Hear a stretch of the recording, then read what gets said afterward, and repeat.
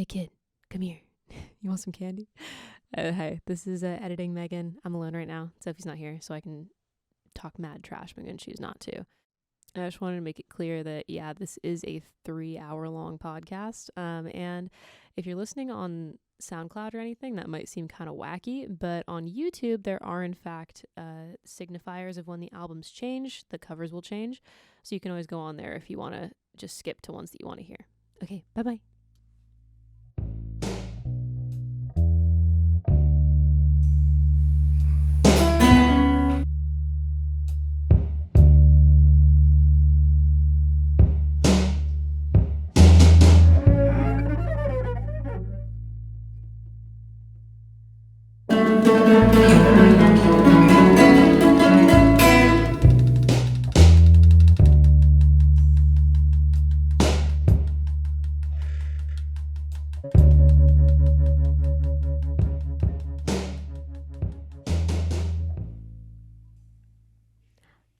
Hi. Okay. Awful. Podcast canceled. Yeah. Podcast canceled. We're done. You can't be doing that. Awful it's start. 2. Awful start. You haven't Okay. earned that yet. I haven't. Okay. Rewind. Hello. Welcome to Hot on the Presses, episode 2. Okay, GLaDOS. I'm Megan. And I am not associated with her Okay. anymore. Okay. All right. Thanks. I'm Sophie, and welcome to the only music podcast that's not talking about Donda 2 this week. Yeah.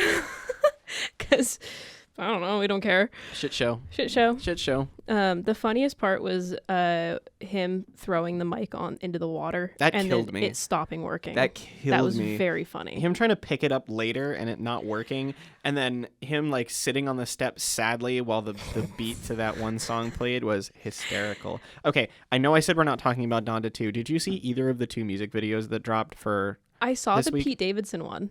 I forgot about that one. Yeah. So that was a mess. Oh, yeah. Then there was the one the video for Hurricane from Donda 1 just came out for some reason, and it's like PS2 graphics. Oh, awesome. And then today, a second video for that song with the Pete Davidson, Easy.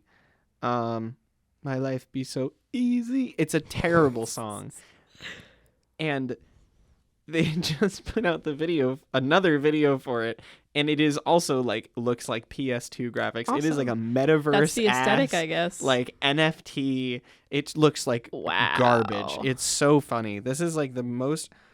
Kanye West did not put an album on Spotify, and yet was the most played artist on Spotify last week. He's the only one who could do that, and I hate it. And this is the material that he's putting out. It's so bad. Dude, I saw some people asking on my server for it on SoulSeek, and I was like, why? Why are you doing that? You can find it on Mega so easily. All right. So remember how I said we're not talking about Donda? Yeah. Literally 1984. Literally 1984. So I thought that we could start out just discussing like a little bit of stuff that's new to us, not necessarily like new, just because it's always nice to give love to older quote unquote things as well. Old people. Yeah. Call your grandma. Have you ever listened to Kagayaki by Masakatsu Takagi? That's gonna be a no for me. Really? Wow. Okay. This one's like one that people in quote unquote my circle are very into. Okay. And I hadn't listened to it until recently because it's like an hour something long, and I was like, ugh. But it's gorgeous. It's so beautiful. What's the genre tags on that bad boy? Weird. Cool. It's like a lot. It's like very baroque and like sumptuous and really lush. Okay. It's got some sound collage elements, like a lot of like kind of just people talking. That's a solid use of the word sumptuous. Thank you. I think the government should give you $5 for I that one. I appreciate that. I actually got it from my that word from my art history, my 102 professor. My context 102. I love her. Shout out Danny, best professor. And she would say everything was sumptuous. And I had like a counter going in my head of how many times will Danny say sumptuous today. We live in a sumptuous world. I had a teacher in high school, my social studies teacher, who was like this football bro. And after the end of every sentence, he would end it with okay. And I had a running tally of every time he said, okay. Literally, like, every class I would be keeping tally on the side. I felt like, have you seen the video of the guy that's like, yeah, fucking Steak Monday, baby. Fucking Steak Monday, baby. Yeah, Steak fucking Monday. And the... No. Oh, my God. Okay, you should look up this TikTok because it's some guy, and he's, like, eating a steak at a restaurant. And he's like, yeah, fucking Steak Monday, baby. Fuck, Steak Monday, baby. Fuck, yeah, Steak Monday, baby. And he's like, he says Steak Monday, baby. Fuck, yeah. Like, in a million different configurations, like 25 times each. And it's duoed with a person on the side with a whiteboard who's trying to keep tally of every time he says each word. And they, like, cannot keep up. Oh, my God. It's so funny. But that's what I felt like, keeping track of every time Mr. Mater said, okay. Yeah, Danny would say sumptuous, like you could see the gears turning in her head of like how to describe like fabric. She'd be just default to sumptuous.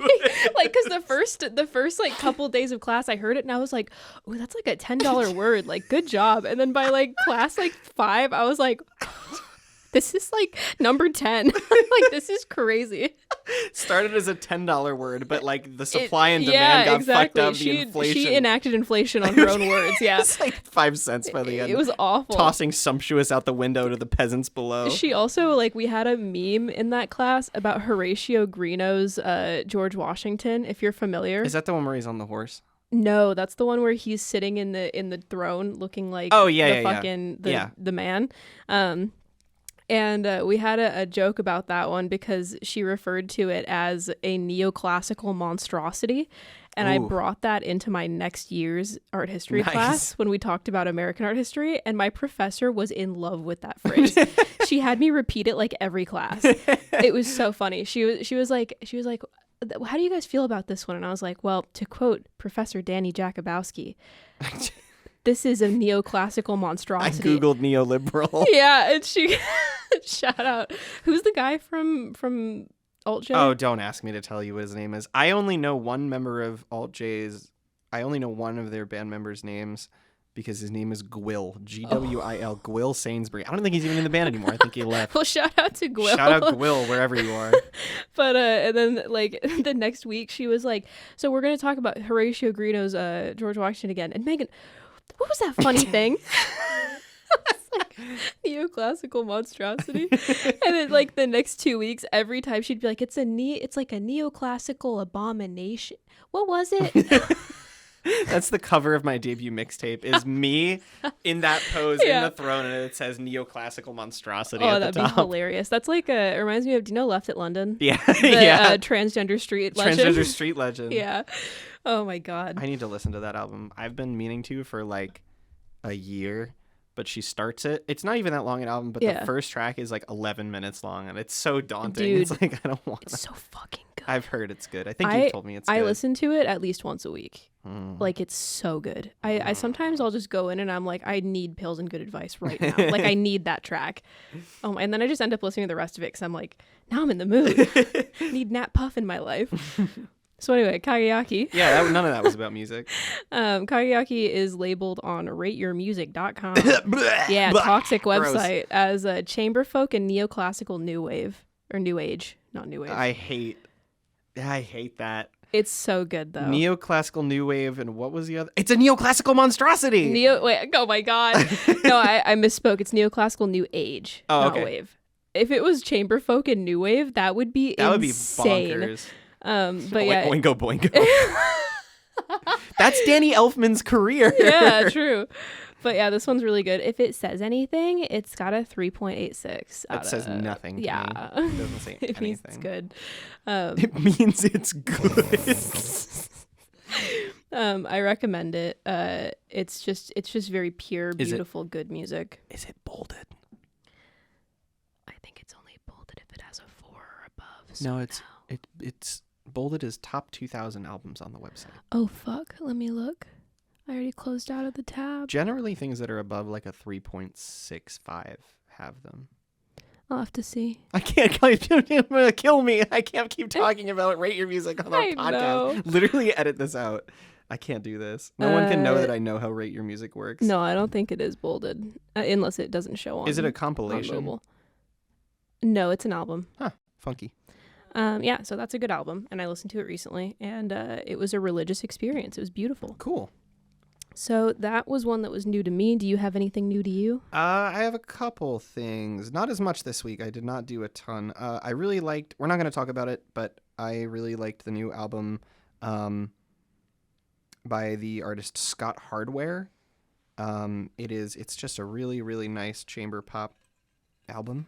It is called Ballad of a Tryhard, which is also a really good title for an album. Just a quick shout out also to Absolutely by Dijon, which I heard for the first time this week. Holy fuck. I love that album.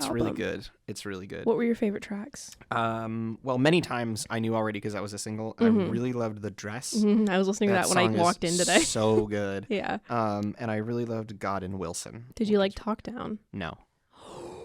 That's my favorite track on the album. Oh my god. Sorry. A lot of the more ambient leaning ones just that one's not ambient at all. I don't remember it then. It's like basically just like synth and a drum beat, and the whole thing is constituted by like him layering vocals and harmonies, and by the end it's just like this like super emotive washing it's like a wall of sound one, it's right? So good. Yeah. Oh my god. Every time I listen to it, it makes my face crinkle. Like I stank face every time I hear it. It starts in your toes, makes you crinkle your nose. Yeah. I hate that you just referenced that song. I also hate that song so much. Me too. That's a work song for me. Like I hear that at the art studio that I work at. Oh. Like oh my god. We'll play like I thought you fucking meant like you put like that artwork. song you put that song on to do work. I'd be like that song would make me explode if I tried to do work. Songs, workcore for me is the Birdie cover of Skinny Love. Skinny Love, yeah. That song Gravity by John Mayer. And oh god, what's it called? One of the Stevie Wonder songs. One of them. Just one of them. He's got a lot. Yeah, one of the happy ones. But that's all of them. But yeah, that's a work song for me. Workcore music doesn't exist for me because at my last job, I'm not employed at the moment. Employers hit me up. I need money. At my last job, I worked at an art store, like it was like an art materials store. And the soundtrack was so fucking bad. So when I first started working there, they had just switched bosses. Like the boss got kicked out and they brought in a new one. And he got rid of her old playlist that was literally, I love the Beatles. It was like 98% the Beatles. And I think I would go insane. I am saying this as somebody who has a deep personal connection to and loves the Beatles. Yeah. I think I would have like gone postal. I cannot, not acceptable. He changed it to something that was better than that, but so bad. And I think if I hear Buddy Holly's "It's So Easy" one more time, I will flip my lid. I thought you were gonna say "Buddy Holly" by Weezer, and I was like, that song is amazing. Obviously, I wish everybody could see the face I just made at that statement. And then, I got control of the playlist. They let me do it. That's so exciting. I just stuffed it full of all music. So workcore music does not exist for me because I'm just that based. I now have Design 105 core in my brain, which is my my professor for design, who has the worst idea of what DJing for a classroom of diverse people should be like. Okay. So he starts out the class every single day by playing the first song and the beginning intro off of 3 Feet High and Rising by De La Soul. It's just, he plays the full album. Banger, though. I mean, it's a banger for the first week, and then you start hearing it every day. That's true. And you're like, fuck. That's true. And then from there, he turns on like 2013 to 2016 top 40. Ooh. And then today, he turned on a playlist of background and instrumental parts of popular songs. So we were sitting there, and he starts playing Pinball Wizard by The Who, and I was like, hell yeah. Instrumental. And I just, the vocals never came. So I was like sitting there, and I was waiting for like, ever since I was a young boy, I played the silver ball, and then suddenly we're in the chorus, and there's no lyrics. That's like those videos where it plays like a song from a video game, but the main melody never starts. Yeah. It's like the fucking Delfino Plaza. Just keeps going. And it just never starts. Yeah. Oh God. Yeah, it was terrible. But yeah, my two guys for this week would probably be Dijon and Scott Hardware. That Dijon album I also recommend. Yeah, very good. It's a hard one to describe because it's very difficult. At a baseline level, I would call it like progressive R&B, but also half the album is like ambient music, and also a lot of it is like just straight up like 70s 80s pop music. Yeah, there's also some moments like Rodeo Clown and like End of Record where it's almost just spoken word or like vocal. Just pure emotion. Very, very kitchen sink record. Yeah. And all the presentation for it is like that too. Like a lot of the performances for it, they did like. I remember one video of a performance. They're like performing in like a dining room where they're like all playing their instruments around the table. But then it like at the very end of the video, the camera turns and it's a soundstage and it's not a real dining room. Yeah. They just like made it look exactly like a lived-in dining room. Yeah. So very cool album. I would say I think that album is Frank Ocean influenced, I would say. Yeah, I would say that too. So if you're a fan of Frank Ocean, you like the diversity in his music, I would say that might be one to look at. But I'll say I didn't really like the Frank Ocean parts of that album because I don't like Frank Ocean. I liked most of the album because I like Frank Ocean. I respect you. And I also like experimental music, so that was big for me. All right. Do we wanna get into it? Let's get into it. I think that we are going to start with God Don't Make Mistakes by Conway the Machine. Oh, man. Machine. This is an album that I have seen described as stinky in a good way. Like you listen to it and you're just like, oh my God. I can that's really funny. I don't know if I would describe it like that. There's for all the stinky moments, there are just as many that are like what's the song? Wild Chapters. I love that song. I loved that song. That's not a stinky beat at all. It's not, but no. I think that the performances still make you stank. Like if you're listening to the all of the vocal like deliveries and the flows, there's always something on this album that you're going to be like, that's awesome. Yeah, Conway does not hold back on this record at all. Not that he's known for holding back in general, but he does not. He is not playing around on this one. This is his Shady Records debut. I believe it's the only thing he has to do for them, which is nice. That is good for him. Get that Eminem shmoney and get the fuck out of Shady Records. Where do you stand on Griselda in general? Griselda? Yes. Is that one of the features? Oh. Yeah. Let it be known, I know almost nothing about hip hop. Okay, well, we by the end of this podcast, whenever that is, at a nebulous point in the future, you will be a hip hop head because I'm going to keep putting weird and fucked up rap albums in front of you for the rest of your life. I'm the only rap that I really like get into is like industrial. Okay. And conscious rap. Those are the two that I love.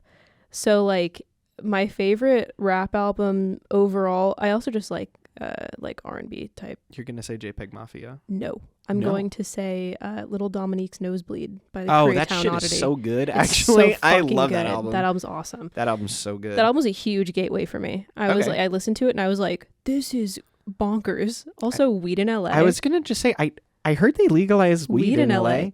Oh, word? Oh, word. That song's so good. Anyway, let's talk about Conway the Machine. Yeah. My favorite song off of this, by far, can you guess what I'm going to say? No, Tear Gas. Oh. That song is awesome. Okay. And can I just say, Conway has brought out the best in the features. That is a bullet point I have too. Wayne sounds the best that he has in so long. Okay, well, that's not true because Wayne has been having a hell of a year. He has been, actually. He has been having a great year. I just think that this one is like bonkers.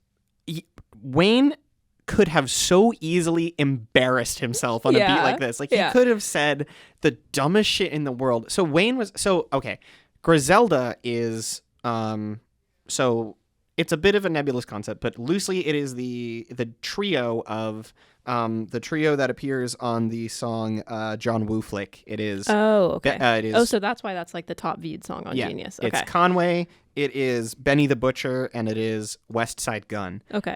They are a trio of rappers. I think they're all related to each other. Like I think they're all cousins. Yeah, I think I read that Conway is West Side Gun's cousin. Yeah, I think all three of them are related somehow. It's also the name of their record label that they have together. They have released like projects under the name Griselda as a trio. Mm-hmm. Griselda, and now they're like adopting other rappers from the Buffalo area into their, well, not just in the Buffalo area, because I think Boldy James is on that now. I love Boldy James, for the record. Yeah, because I think Boldy's with them now, but like they have a very particular brand of dusty sample, very old school rap that has gotten really, really big for them the last like 4 or 5 years. Mm-hmm. They've been huge. So that's Griselda, and I am a big Griselda enjoyer. I don't super care for West Side Gun all the time, but I love Benny the Butcher and I love Conway. Mm-hmm. So that the Wayne feature. Oh yeah, wait. The one line that he says, where he says, and I quote, "His bitch gotta come and verify. The revolution will be televised. I'm about to binge watch. Fuck her on Zoom and let her friends watch." He's insane. Actually, so I was listening to this with my friend and we both looked at each other like, That's Wayne though. So Wayne was on a remix of, and you're gonna kill me for this, a Logic song. I don't like Logic, but he has one song called "Perfect" from his last album that I really, really like. And he did a remix of it where he put A$AP Ferg. It's like a 1 minute song, but he did a remix of it where he extended it and put on Wayne and A$AP Ferg. And Wayne starts his verse by saying, "I quarantine with a foreign teen." It's like the most... He is out of pocket all the time. Yeah. It's so funny that you don't know this about Wayne. You should look up, like, there are articles and articles about the best poop lines Lil Wayne has ever said. He is out of pocket. That's like what he does. He will say things that are just insane and expect you to roll with it. Oh my god. But that's what I mean. Like, this album is grimy. It is dingy. It is. And Wayne could have embarrassed himself completely on this, and he stuck the landing. Like, when he does shit like that, it reminds you why he was like the king of rap the for guy. Like in the early 2000s when he was. The cover of the album works so well for that. It's so cool. It's so good. Griselda's really good at that. Yeah. They take all of their covers are kind of like DIY low budget in a way it's super unifying. Yeah. I was kind of saying this about Beach House last week, but this album is kind of like that, because Griselda has a very established sound. Like they have they have a lane and they stay in it. And then they put out projects like this that's just like, hey, by the way, we are the best at this particular sound, and we can do this similar sound for 11 tracks and it will be so good. Like it'll be what you're expecting, but delivered better than you've heard it before, like every single time. This album's so good. Did you have any least favorites?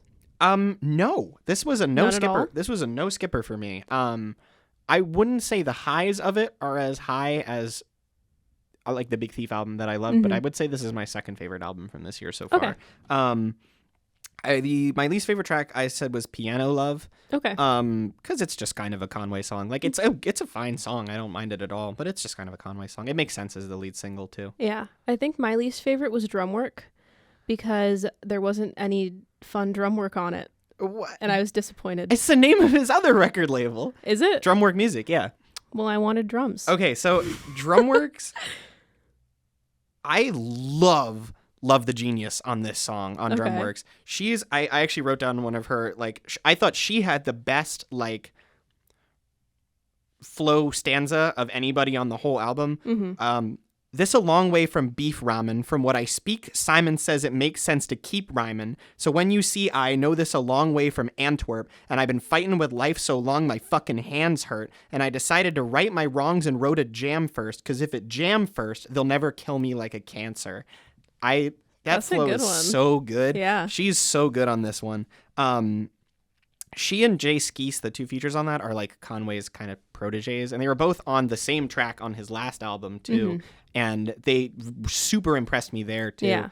And they just repeated it. I need to see if Love has like a project out, because I need to check her out. She's so fun. Jay was fine. He was good, but she blew my lid. I wrote that beat is tense, dangerous, and sounds like a spy movie.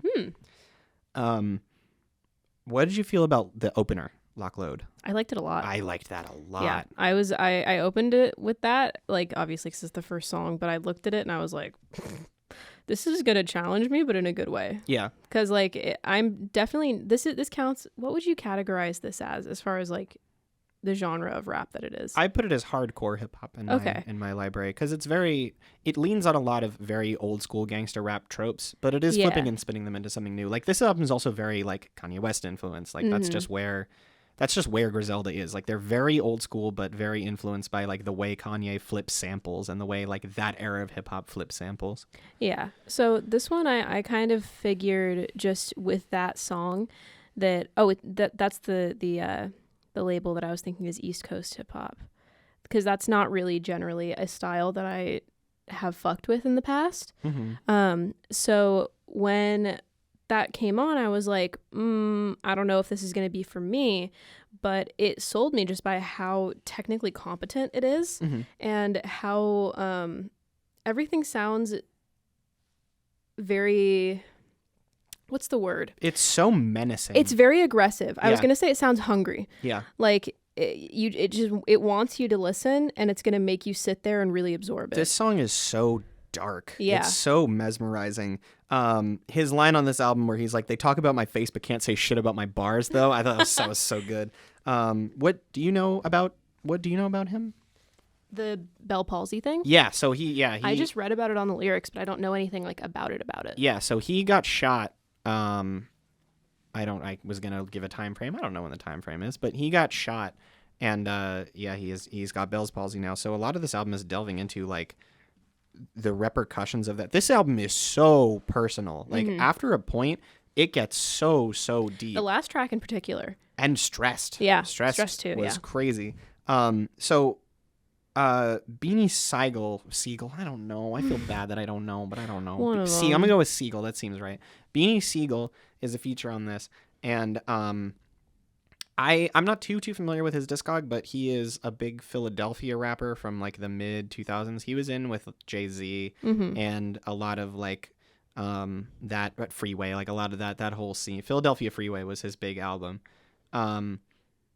and he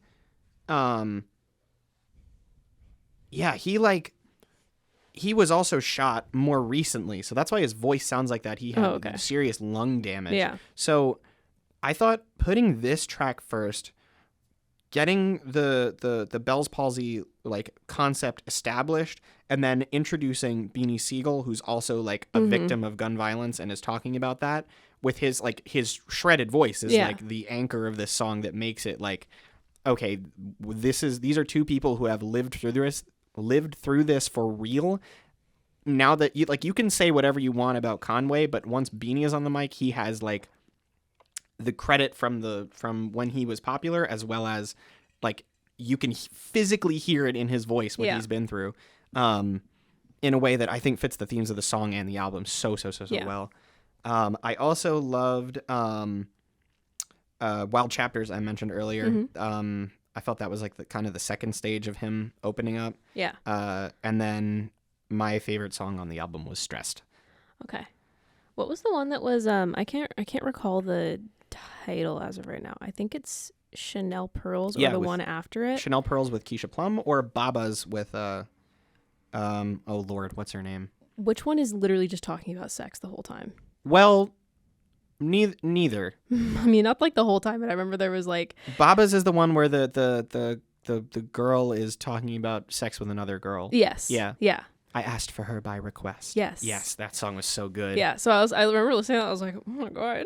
That song is awesome. That beat is fucking nuts. When you said Stinky, that was the first beat I thought of, the beat on Baba's. That is some Armand Hammer ass shit. Yeah. Like that is like what is in the underground right now. That's like another album I have to listen to is Haram.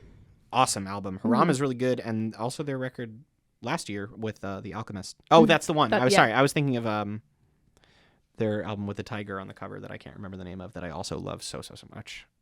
I love Billy Woods. I would explode. But yeah, no, Baba's is like that song is like, Conway has a lane, right? This is not overall an experimental album. This isn't doing anything like innovative. Yeah. It's just really good at what it does. But this song is like, he's proving that he's like not asleep in this lane. Yeah. Like he is more than willing to do something weird. Yeah. If the situation calls for it. Did you hear him? You like clipping, right? I want to like clipping. Oh. I've never listened to clipping. Conway and Benny are on La Mala Ordina from Clipping's first horror album. There Existed an Addiction to Blood. And I kind of view this song as similar to La Mala Ordina in that way. Like, yes, we have a sound. Yes, we're established, but we can do other things if we want to. We just don't. But here's what it sounds like when we do.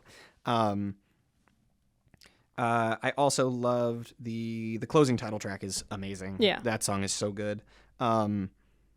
The sense of like what if on that song is so cool. Just like his storytelling is amazing. Like just branching out into all these different ways. The day that he got shot could have gone differently, and then it ends with his mother. That's his actual mother who like recorded that for this album. Like, there's like a heart monitor going, and she's like wailing to God to bring him back and like not let him die. It is grim. And then he flatlines at the end of it. It is grim. It is so cool. In that way, it also reminded me of Little Dominique's Nosebleed because of the one track where he's discussing the accident that gave him his first nosebleed. And there's the part at the end where his mom is like, or someone who's playing his mom is yelling like, look what you did to my son. Like, how could you do this to him? And then she's like, I'm sorry that you have to go through this, Dominique. Like, just hold your nose like this. And then he cuts in and starts rapping over what she's saying. And then it cuts back into her. So that kind of interplay with somebody being in the situation with them, I thought was interesting. It definitely recalled that to me. I just think the fact that he got his actual mom to record that is unbelievable. Yeah. That's like, to ask your mom to do that for your album is crazy. Yeah. That is nuts. But I mean, it's something that would be very close to her, and she would want to sort of get that across. I think the importance of not shooting people because obviously it has effects on more people than just the person that you're trying to damage. Yeah. What was the song? It was actually also on Drumworks. I meant to say this when we were talking about Drumworks before. He has a line about flipping the advance he got from making the album that you're currently listening to into buying fentanyl. I did see. So fucking funny. Yeah. That's hilarious. That's so funny. Like, he said like, Eminem gave me this money and I flipped it into, like, you know what I did with that. It's so funny. Do you think that Eminem, like, his agents and stuff were listening through that to like clear it for the label? It's and they were such like, a good line. What? I hope they didn't give a shit. It's so funny. I feel like the only way that he would sign to that label anyway is if he was like, you're gonna let me do whatever I want. Oh, 100%. Yeah. Conway, that's a big thing about the Griselda crew in particular. Like, they will get their way. Yeah. They've like partnered with a lot of organizations. I don't think Shady is the first affiliate they've been with, and they will get their way every single time. Yeah. They have that much creative control over what they're doing. I also do want to just shout out Benny on John Woo Flick. He is so good. I love Benny. Benny might be my favorite of the trio of them, and he is in rare form on John Woo Flick. He's so good. The line about reporters ask real questions, like in your videos, are those real weapons? And he's like, no comment. It's so good. Yeah. He's got so much like smug personality. It's great. I even wrote in my notes, like, this is one that I'm going to have to go back to. Yeah, because I think that this could be another gateway kind of album for me. Yeah, if you're into this record, there is a world of shit that sounds like this. Not just in the Griselda camp, but like this is a very rich. There's a lot of history. Yeah. I could definitely go back and do a lot of things. If you like this, you should check out Benny's 2020 album, Burden of Proof. That album's really good. And I think this one, it is good in a different way from this one. That one's very, very slick, where this one is grimier. Also, Benny has a project coming out next week, so they are just hitting us. I guess we're going to be listening to that. Yeah, maybe, if it's cool. Yeah. I'm assuming, hopefully, that it will be. So Griselda tend to release a lot. They're very, very prolific. There's always something coming out from them. And obviously not everything is as good as everything else. Like, there's always in-between stuff. But like when something is is going to be good, they know it and they want you to listen to it. Yeah. Like this one got a ton of hype. This album got so much hype, and it deserves it. It deserves it 100%. Yeah. This album's super, super good. I think if I had to sum this album up in one word, it would be humanizing. Because in hip hop, but also specifically with Griselda, they mythologize themselves constantly. Like that's a part of their brand, is just like building themselves up and building themselves up and building themselves up to be like mythic figures and characters. And I think it's really interesting that Conway used the increased platform and budget he got from partnering with Shady Records. Instead of like building and building, he chose to use that budget to open up and portray himself in a more human light. Stressed is like, I think there's a solid case for that being Conway's best song ever. Those verses are like devastating, unbelievable. The hook is incredible. I was set to accept that song as a banger from the moment the beat started. Like I was like, oh, this is gonna be good, and then it like became like his best song ever. I love the way he uses the word stressed on the song, because the hook is like, does anybody care that I'm stressed? But what he's talking about in the verses goes so much deeper than stressed. Like this is like, you can tell that he's trying to downplay it to oh himself. my God. It's like anguishing shit. Alcoholism. He lost a child. He got shot, obviously, but like he's lost cousins and friends to suicide, and everyone else is locked up that he knows. It is brutal shit he's talking about, and he keeps reducing it back down to, does anybody care that I'm stressed? And that's such a, like, it's heartbreaking. It's heartbreaking, and it's so intentional too. Like it's such a good, like, I have to cover this up. Like it's so well phrased and orchestrated, and I love the way his flow kind of comes untethered in the last verse, in the part where he's talking. He's like repeating the word stressed over and over again in his verse. He's like talking about losing sleep. And like he locks out of step with his flow, like he's off the beat for a second while he's talking about that. I thought it was brilliant. I love that song so much. Yeah, that's what I was saying about how even if listening to this album, I was conscious of the fact that it's not my thing, like patently. There was still moments like those where I was like, I cannot help but acknowledge the proficiency here. Yeah. Like there's no way that you can hear this and not know that what's being done here is something special, I think. I respect it a ton. Conway has just been leveling up. Like his last project was great. Before that, From King to a God was amazing. Like he like, you think that he's beaten himself, and then he just keeps doing it every single release. I hope this is like, I hope this is the Conway era of Griselda, because I think it's been kind of the Benny era, but I hope Conway can step it up and be like in charge.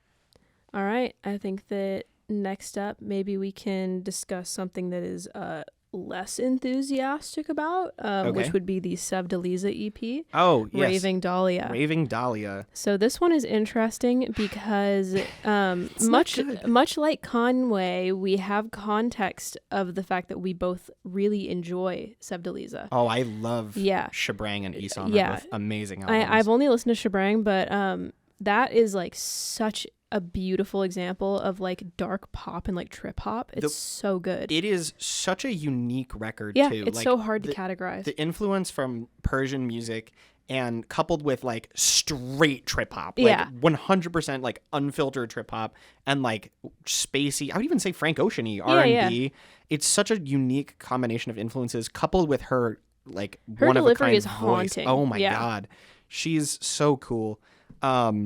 Shabrang's amazing. If you haven't heard that album, like it's one of the best albums of 2020. Easy. You should check that out for sure. So then going from that to this, a lot less going on, I think. This thing drags. It does, which is really difficult to do for an EP. Yeah, it's like 20 minutes of music, and it feels like it will never be over. There's no progression on most of these songs, and she's in the same vocal register for the whole entire thing. time. Yeah. It's like you could listen to this and look away and believe that you're just listening to one very long song. But when it's not dragging, it's just like generic electropop. see, here's the thing. I'm about to introduce you to a term that I have coined for myself. Okay. Which is called Forever 21 core. So this is a way that I categorize some music. What is the best Forever 21 core album of all time? The best, the one you would go back to the most. I don't listen to any of it. That's the point, is that it's just like you walk into the store Forever 21 and you hear that droning bass and it's just dunk, dunk, dunk. And it's someone just being like, ah, and you're just like, okay, I'm in Forever 21. I described it as dance music, club music on ketamine. I was going to say, Washed Out by the Neighborhood. I don't listen to any of the Neighborhood, so you could very well really bad for the most part. Yeah, present a case for that. I like that one. But yeah, it's just like completely sedated club music. That's the way that it feels to me. It is for sure sedated. That's a word. Like someone has tranquilized this album. Yeah. I like the cover is abysmal. I know. Okay. Well, this is actually a thing because she's pregnant right now, and she's photoshopped out her pregnancy and made herself like a figure 8 model. Yeah. So I kind of like the cover. It's scary though. Yeah. It is frightening. The instrumental subtlety of Shebrang is just gone. Nowhere to be seen. It is nowhere. I don't know if there's like a lyrical or like some kind of conceptual conceit about like artifice that I'm missing out on. Cause like, I mean, with the cover, I could see that. Like you could do an album that's like, there's so many other better albums that have done this though. Like it's just not. The lyrics are just kind of like her standard, like mysterious, whispery flavor, but the sound is it's just not. It's so much. There's so much less impact, and also the fact that they remixed "Oh My God." That was my one song that I liked. See, the thing is, I don't even like that song on the original album. Oh, huh. That's my least favorite off the album. That's so weird. I was like, cool. I'm glad this is the one you chose to remix. Thank you for not defiling any of the ones that I like.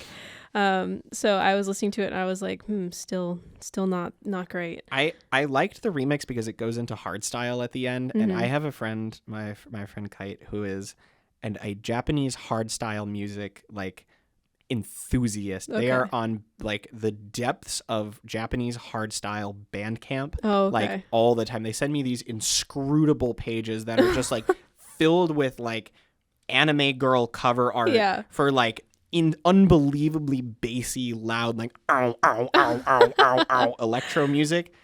And it's great. I'm 100% saying this is a good thing. It is awesome. But like I have now developed a taste for that kind of material. Yeah. And like if you just turn Oh My God into that, I'm gonna like it. I mean, there are some I have some friends like that who will send me stuff that's like anime, like manga panels. Yeah. And I just click on it, it's like noise, and I'm like, cool. Nice. Love that.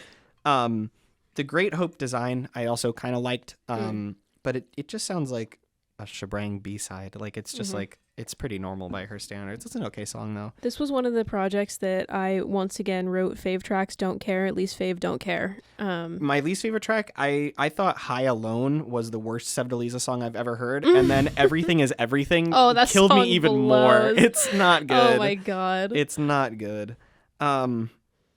Man, this just makes me sad. Yeah, I hope she can pick sad. it up. I really hope she can pick it up. I saw some people saying like, I don't know why people are so mad about this. Like it's basic, but it's not bad. And I was like, that's why it's bad. It's because it's basic and she is not. Like you can't just listen to it without acknowledging the context that got dropped in. Because like, I mean, any EP, it's going to have the shadow of the album that came before it. Because like, that's just the way that EP production works. You're always riffing off of what you did before. Whether it's to defy that or to work with it more and develop it into something different, or if it's transitional into a different sound, You're always in that space. It's gonna be in the same space. So you can't just divorce this from Shebrang and be like, it's a separate project. This doesn't matter. That's basic. Like you literally have a remix of a song from the previous album. There's no way to divorce the two. I think even if you do, it's just not standout. Yeah, like exactly. It's just even if you do like completely disconnect this from Shebrang and just say like, okay, new era, new me. Yeah. This era sucks. Yeah. Like, I mean, like there's something to be said about it being basic but mediocre, but having it be basic and mediocre in the context of her Yeah. makes it basic and bad. Yeah. So that's just it feels like a slap in the face to I don't know. fans It's just, of her. It is just not up to the standards of her past work, and it makes me sad. Yeah. It does make me quite sad. I have a friend online who's a Sevdaliza stan, and I was like, how'd you feel about this? And he just said R.I.P. And I was like, oh. Oh no. I it- will give this record that Raving Dahlia is a bitchin' title. It is. It is It's a cool great thing to call an album. It's a great title. Great Turtle. Talia. Great turtle. Great turtle. It is a great title. Yeah, I just wish that there was more happening. I just wish it was like Better. good. Yeah. Yeah. Real quick, I missed the strings. You missed the strings. I missed the strings on Raving Dahlia. Yeah. The strings on Shebrang were one of the best things about that album. The Yeah. string arrangements were amazing, and there's no strings on this. Lifeless.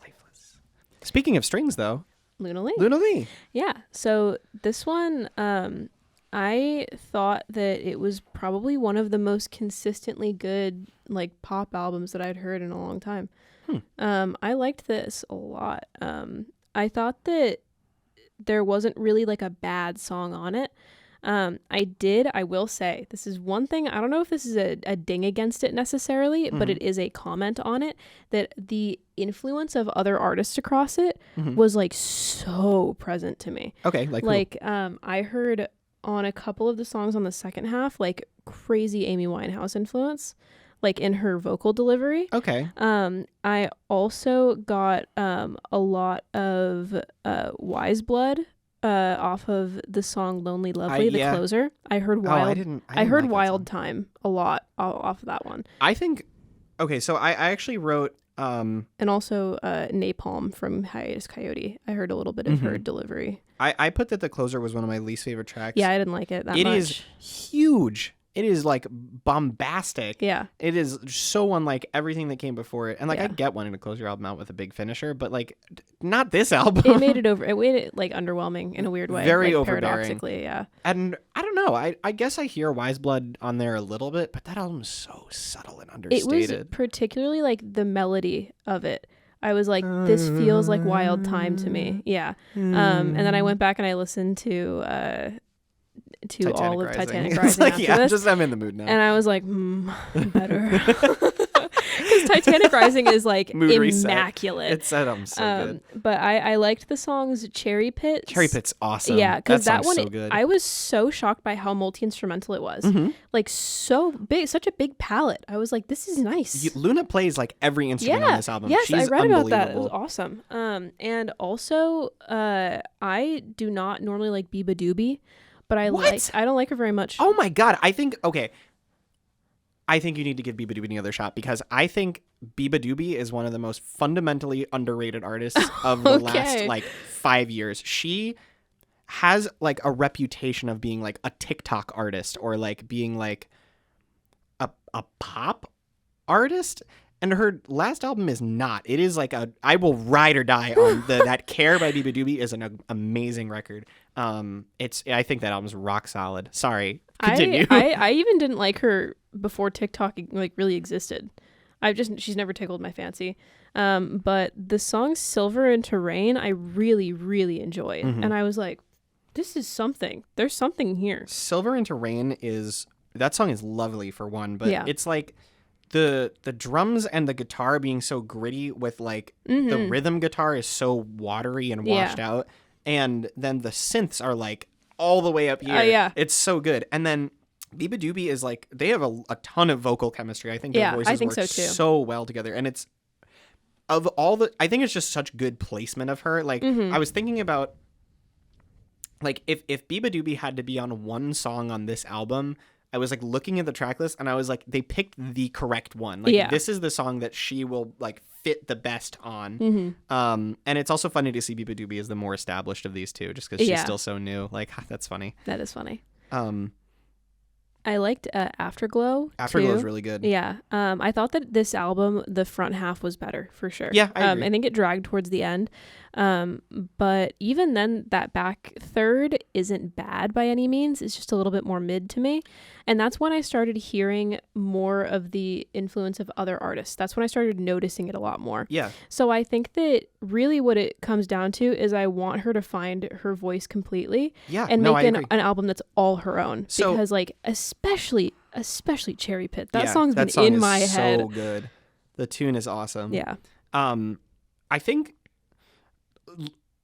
Lee seems to thrive best in like this lovelorn mid-tempo R&B range, like Peach Pit, that's a different band. Cherry Pit, Afterglow, Flower. I really liked the outro to Flower. Yeah, Flower I thought is that nice. was awesome. Silver into Rain, and the like minute and a half that we get of Alone But Not Lonely. I wrote that down too. I'm That's so for mad an about interlude. that. Like that's such I'm a good mad. song. Yeah. I don't even read it as an interlude. It's I'm just gonna be short. cynical here. I read it as TikTok bait, Aww. which sucks because she is very prominent on TikTok. I know I was really? defending Biba Doobie against like being a TikTok artist, but Luna Lee is where she is right now because her home TikToks of her playing like a million instruments got really popular. Okay. Like that is what she rode on to get popular. Not that that's a bad thing. Yeah. Not that that's a bad thing. But like it is very clear that song She's is playing to built it. for TikTok, Yeah, which is sad because I hate liked this that. trend. I liked that song. That song is so cool. The sound of the guitar in that song yeah, is exactly. so That's what I was cool. saying. It's so different from the rest Yeah. of the album. Like it's very like sharp Hit and me like gainy. instantly. It's so good. Yeah, no, I hate to say something is TikTok bait because I hate that trend and I think it is really dismissive to a lot of artists, but it really feels like TikTok yeah, bait. don't let that, if you're thinking about listening to this album, don't let that deter you because it's still a great track. It's just really unfortunate that seems so like it's short. what it's geared towards. Yeah, her guitar work on this album is awesome. Yeah, just very in good. general, she's got a ton of charisma. Speaking just of like, shredding. yeah. I just did a whole radio show, Shred Week. Mm-hmm. She has so much charisma as just as a guitar player. Yeah. The solos on Star Stuff and Magic, and then the noodling on Alone But Not Lonely are all so much fun just to listen yeah. to. Like she's clearly like in her element, hardcore on those. Also, the harp on Afterglow is like. Why can't you play this many instruments? Yeah. What is wrong with you? I just had like a very weird thought. I just had the sentence TikTok Jacob Collier pop into my head. a little bit, Yeah. but honest to God, I think Way more fun. I think the TikTok Jacob Collier is Jacob Collier. Dude, can I say I don't really like Jacob Collier No, very me much neither. because his music is so overproduced it loses any personality. It's very like, wow, you can play so many instruments to be Cool, like, yeah. The only song of his that I really enjoy is the song Hideaway, which is from his album In My Room, which is like supposed to be less produced. And it's because it's like just a sweet love song. Yeah. And it doesn't like devolve into any weird dubstep like his other songs do. Like anyway, weird Jacob Collier detour. Haters. Haters, yeah. I think overall this record, there's a lot of personality here. Totally. Like she's coming through with a really bright sound. And I think there's so much potential, but I don't think she's quite hitting it yet. I think this album was not. I don't think I'm as into this album as you are. Yeah. A lot of it sort of kind of started to run together for Yeah. me. What you're thinking in Star Stuff were like just kind of bad and annoying for me. I didn't like the hooks at all. They were really repetitive. And then I was okay on Boring Again. I thought that song was cool, but I thought the J-Som feature, I'm a huge J-Som fan. I love her. I think her feature was kind of pointless because they have pretty similar vocal textures. And like when they were harmonizing, it's like this could have just been Luna twice. Like yeah. That one I didn't think was as notable. I thought it was a fine song, but I was just like, why? This is such a good feature for this album. Why here? But yeah, no, I definitely understand why 88 Rising put some muscle behind marketing her in the past, but I'm also glad she got off of that, off of that wave, because I think as cool as 88 Rising is as an organization, I think they kind of tend to push their artists to do like their one thing. Yeah. And this is not that. Yeah. And I hope she can continue to like pave that forward. in the future. I think Yeah. a couple more albums I could see her going the path of like a Lucy Dacus or something. I hope she continues to play with more of that multi-instrumental style that is on. I think it definitely is weirdly front-loaded on the front half of the album. Yeah. I hope that she continues to play with that and kind of find her own vocal style and really nail that down. Yeah, agree. Because I think that when she feels at home on the album, it's really strong and there's a ton of potential. Yeah. I think that that's the big thing for this album for me is potential. And I see it like I can like see the trajectory of her career in my head, and I'm really excited for it. So I just really hope that she sticks with that. Yeah. The standout tracks on this album are amazing. Yeah. Like when she is really in her lane, it's magic. Great. It's so good. Also, before we go on to the next thing, Yeah. I just want to mention that this version of Cherry Pit is slightly different to the version that was on her EP because they added that guitar intro. The song did not originally have that guitar intro, and I think it fits the song so well and opens the album really well too. Benefits I think that's greatly. an awesome tweak.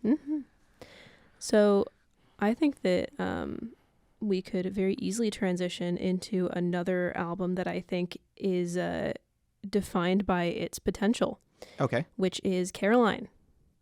Oh, Caroline. okay. Yeah, let's do this one. Yeah. So I would like to hear your thoughts on it first because I think that I have more to say. Okay, so I listened to this one pretty shortly after Luna Lee, and I wrote a whole thing that I didn't get to say with Luna Lee about how I loved how unvarnished the strings were on that album. Like, I think it's really cool when violins are not treated as, like, in production, are not treated as, like, angelic necessarily, and they're allowed to be a little squeaky and grainy and naturalistic sounding. And so I started this record, and I fucking loved Good Morning Red. Yeah. That song's awesome. That song is crazy. Yeah. It's so cool. The progression of that song is nuts. The strings on that record, I literally wrote like, what was I just saying about unvarnished strings? It's so cool sounding. The strings on that album on that song are dope. And then the filtered, like, shouted backdrop vocals on that reminded me of Brave Little Abacus in such a cool, like, way. Like, not in, like, a let's ripping it way. Just, like, this is a really cool use of that technique. And then at the end, what the fuck? That song, like, mutates into, like, he's just, like, tapping and occasionally vocalizing, and there's an acoustic guitar passage, but it's not always so there. Fucking cool. It, like, clips in and out. It's a bizarre effect. It's I can't so even tell you weird. how hype I was about that. That shit was awesome. Yeah. That was one thing that I like. This album is so textured. This is something that I gotta say, like, people don't understand. It's kind of a hard concept to grasp when you say that music has a texture sometimes, because it's just like, how does a sound have a texture? This album's texture is when you have sand in your teeth. Yeah.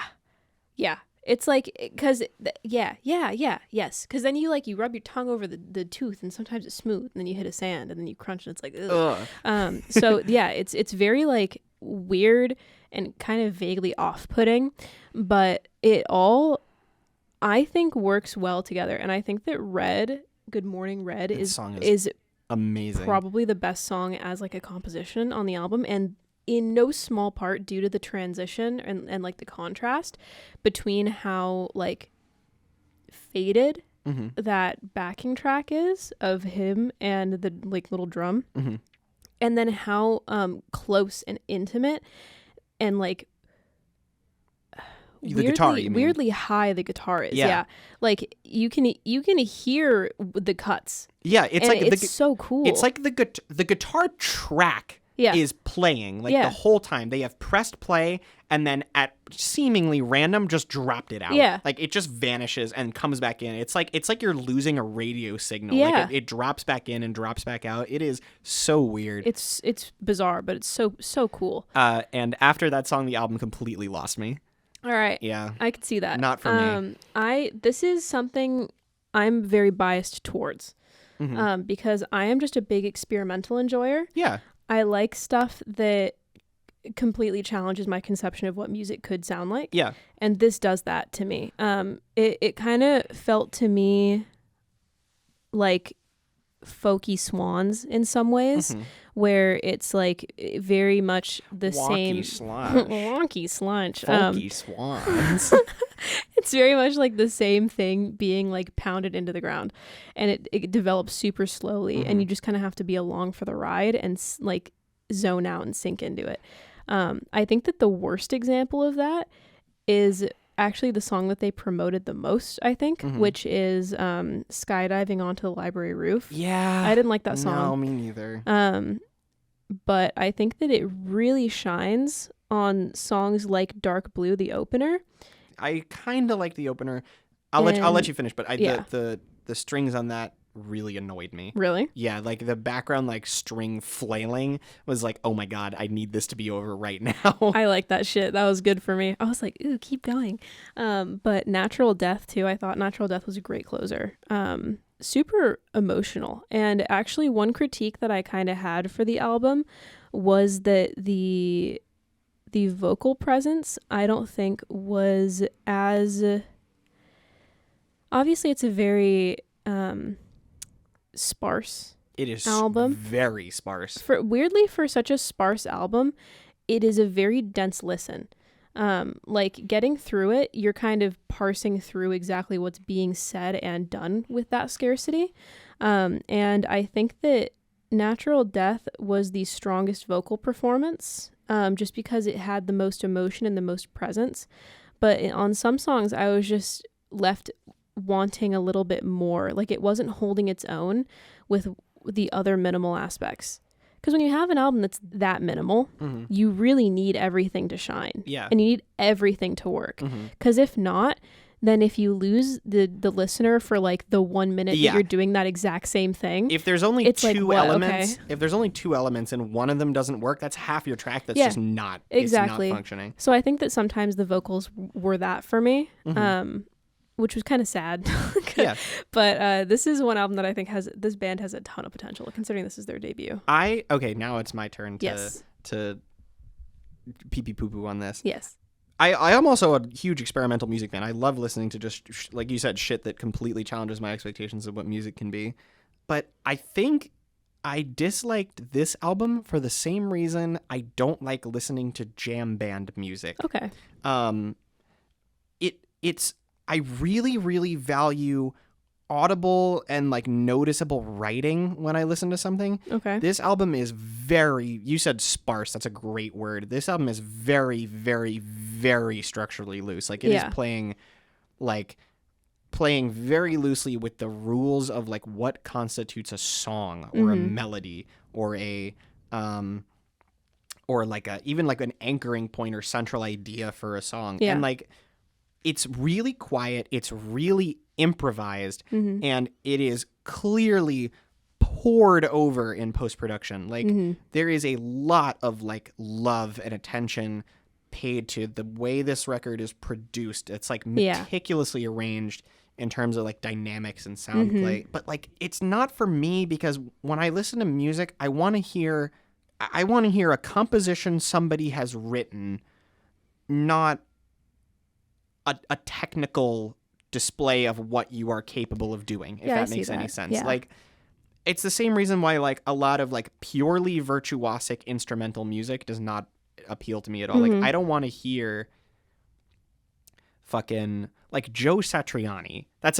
such a stupid comparison to make to this album, because they're nothing alike. But like or Santana. Okay. Like the appeal of Santana is his crazy long improvised solos, like all displays of technical musicianship. And I don't care. Yeah. Like I just don't care. Like I found it really hard to like muster up like the energy to care about this album, because so much of what makes it a labor of love is in the post processing. Okay. Like it is in the way this album is put together after the performance. Yeah. Like, and I'm not saying this is an objectively bad album. If you're into really sparse music or like really abstract post rock, you'll probably love this. Yeah. Like that is in this lane.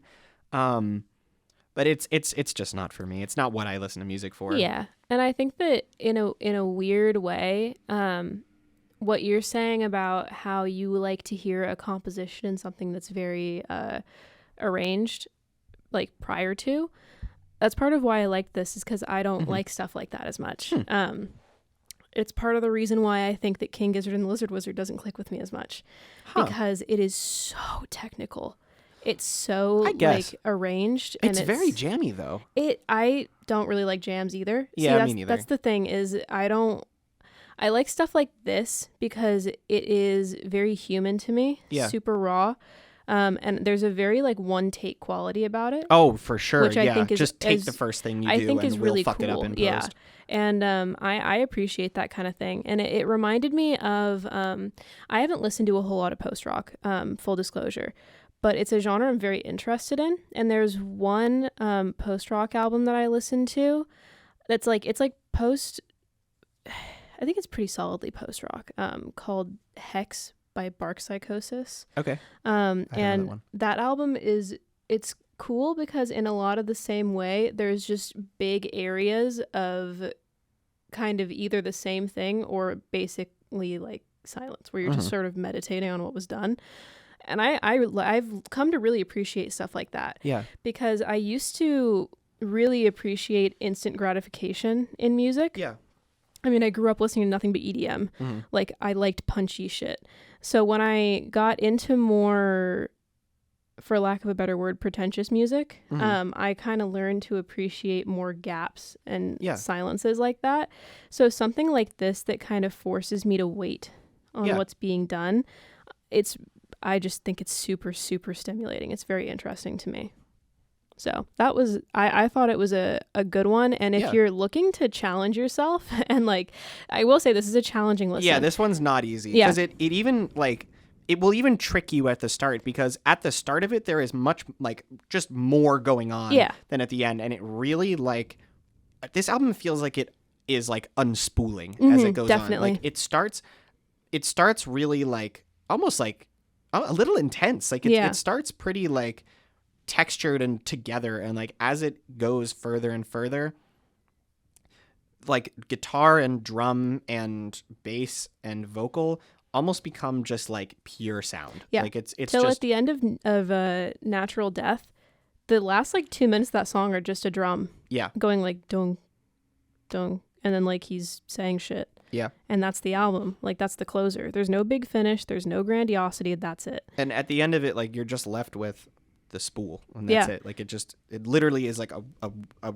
roll of thread that has been completely just, you've taken everything off and of it. I definitely think that the fact that they choose to end that effect on a song about dying is definitely intentional. Oh, for sure. And also the fact that the cover is of like a derelict building on a beach. Cool cover. Very cool really cover. like the cover of this album. I think that all of that is very intentional. I think that this is sort of a statement about decay and stuff like that. And I think it's super interesting, especially because I mean there's songs like Desperately that are short. Like Desperately is like 2 minutes, I think, and the whole focus is him. It's actually singing, which I was like, whoa. But I believe he says desperately I inconvenience your life, or or something like that. Yeah. When I was doing my research for this very serious podcast. This album it's a COVID album. It is like very much a COVID album. Like it was made on lockdown. And I feel like Desperately I Inconvenience Your Life. That's so much like, that's like anti-masker shit. That's what that is. That's like, it has to be, right? Like that's gotta be. Well, he says I can read the entire lyric right now. It says, "This isn't the first time. You're not feeling what you want to feel, accepting something, accepting someone real. Desperately I complicate your life. Yeah, Desperately I complicate your life." And I think that this is more about, this to me feels like in tone COVID-y, but I think that the fact that he says someone real, I think this is about a person. Yeah. And I love that sentiment of complicating someone's life and feeling bad about taking up that space emotionally, because it's so potent and not like, I've never heard it framed like that. And it was so interesting and so effectual to me. I really, really enjoyed that. So I liked this album quite a bit. Don't think it's one that I'm going to be listening to casually a ton. God, no. Good Morning Red and Dark Blue and Desperately probably, but the further you get in, I really like the song Engine, Eavesdropping too. that I haven't really mentioned, which I'm kind of surprised that you didn't like that one as much, because it is very much that string focal point. That song is like the entire thing is held together by the strings. Yeah. Like the song, I think I actually wrote that. Yeah. Yeah. It decays around the string, and the string holds it completely. It reminded me a lot of the back half of The Shrine and Argument by Fleet Foxes. Okay. Yeah, no, I hear that. Because that song is also held together completely by string at that point. This album has a pretty similar, like, at the start, instrumental palette to Fleet Foxes, and then they just, like, throw a wrecking ball through it. To me, it kind of reminded me of if you listened to For the First Time by Black Country New Road and you wanted them to be more depressed somehow, you should listen to this. If you heard For the First Time and you wished that somebody peeled Isaac halfway through that album, that's what this was. That's what this is. Yeah, if you liked the demos from For the First Time, like the single versions of like Sunglasses and Athens, France, and you were like, I like how shitty this sounds, and you want to hear someone develop on that more, this is good. It's also a kind of a large band, which you wouldn't get from the music. It's an 8-person band, which is cool. So if you wish that Black Country New Road went less Arcade Fire, more, I don't know, Slint. John Cage? Yeah, this is good. Maybe next we can talk about something that is the complete polar opposite of it, which is Stromae. Oh, yeah. Multitude. I have a lot to say about this record. I kind of have a little. Oh. Most of what I have to say is negative. She didn't like it. It's because I don't know. I mean, I didn't not like it. It's just that what I didn't like, I really didn't like. Oh, okay. You can start. Okay, so have you heard of Stromae? Good cop, bad cop. Have you heard about? Did you?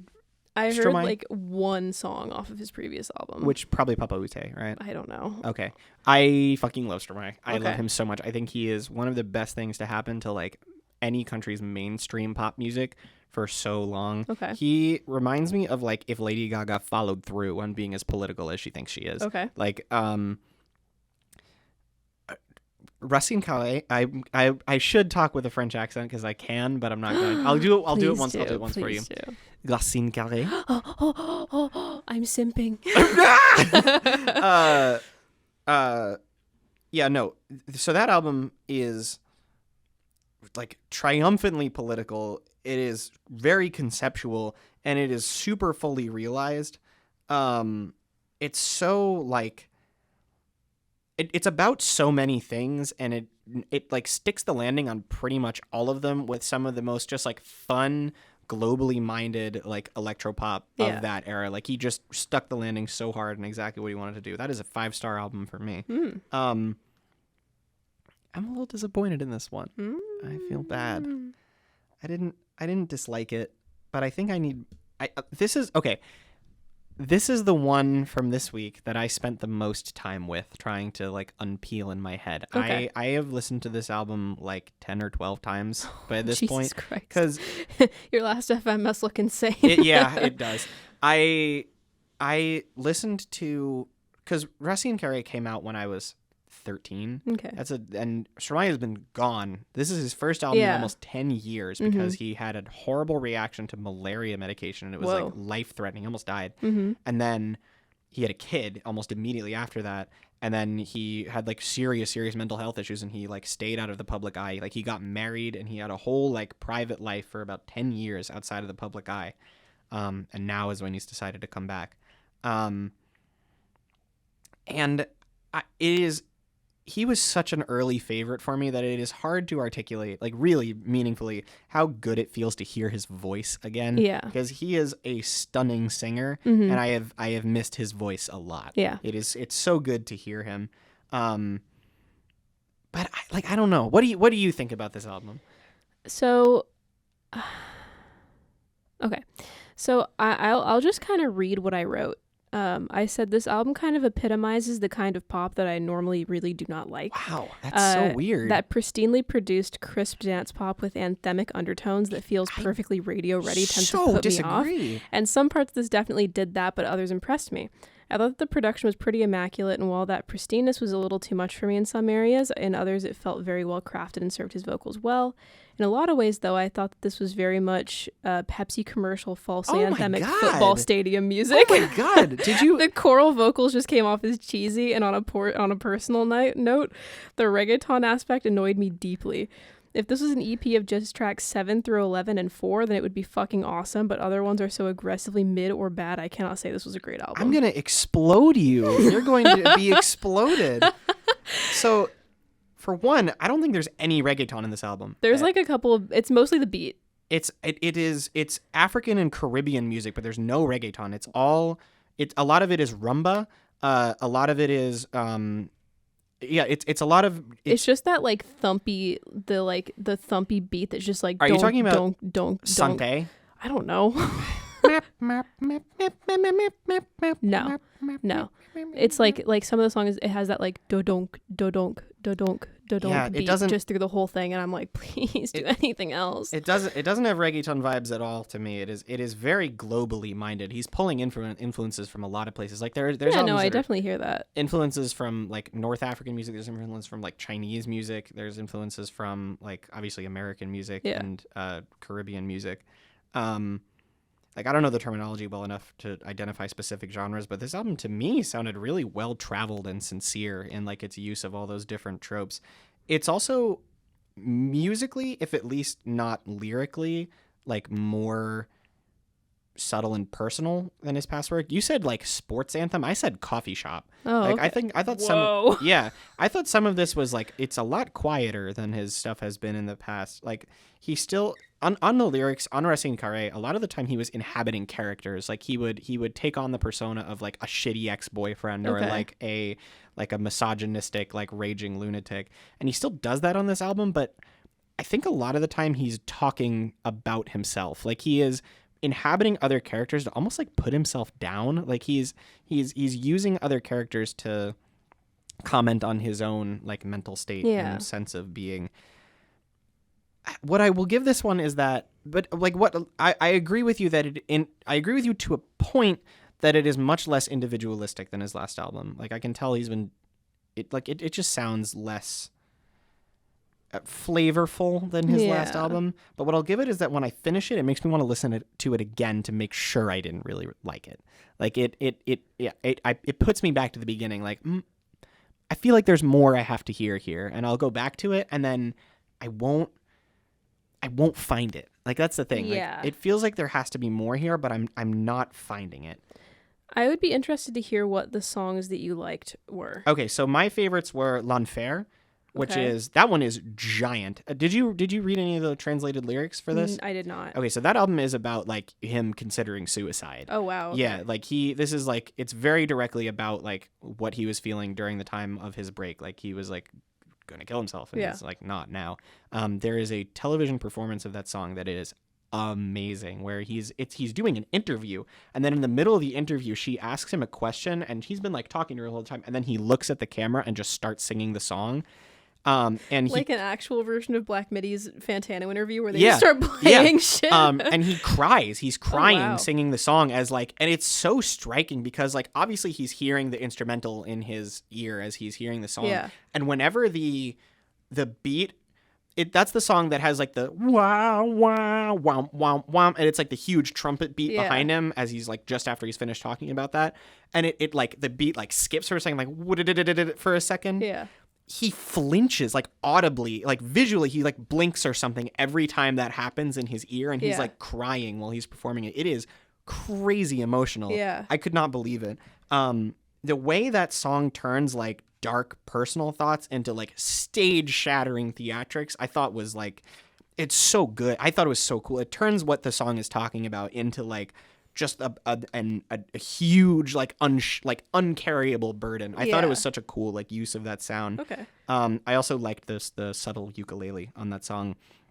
I really liked Sante. I liked that one when it dropped, because it is, I don't know, it's just a sweet song. It's about like it's like an essential workers anthem, but it's also like making fun of the people who say that and don't really mean it. Like, oh, thank you, heroes, and then continue like. Mm-hmm.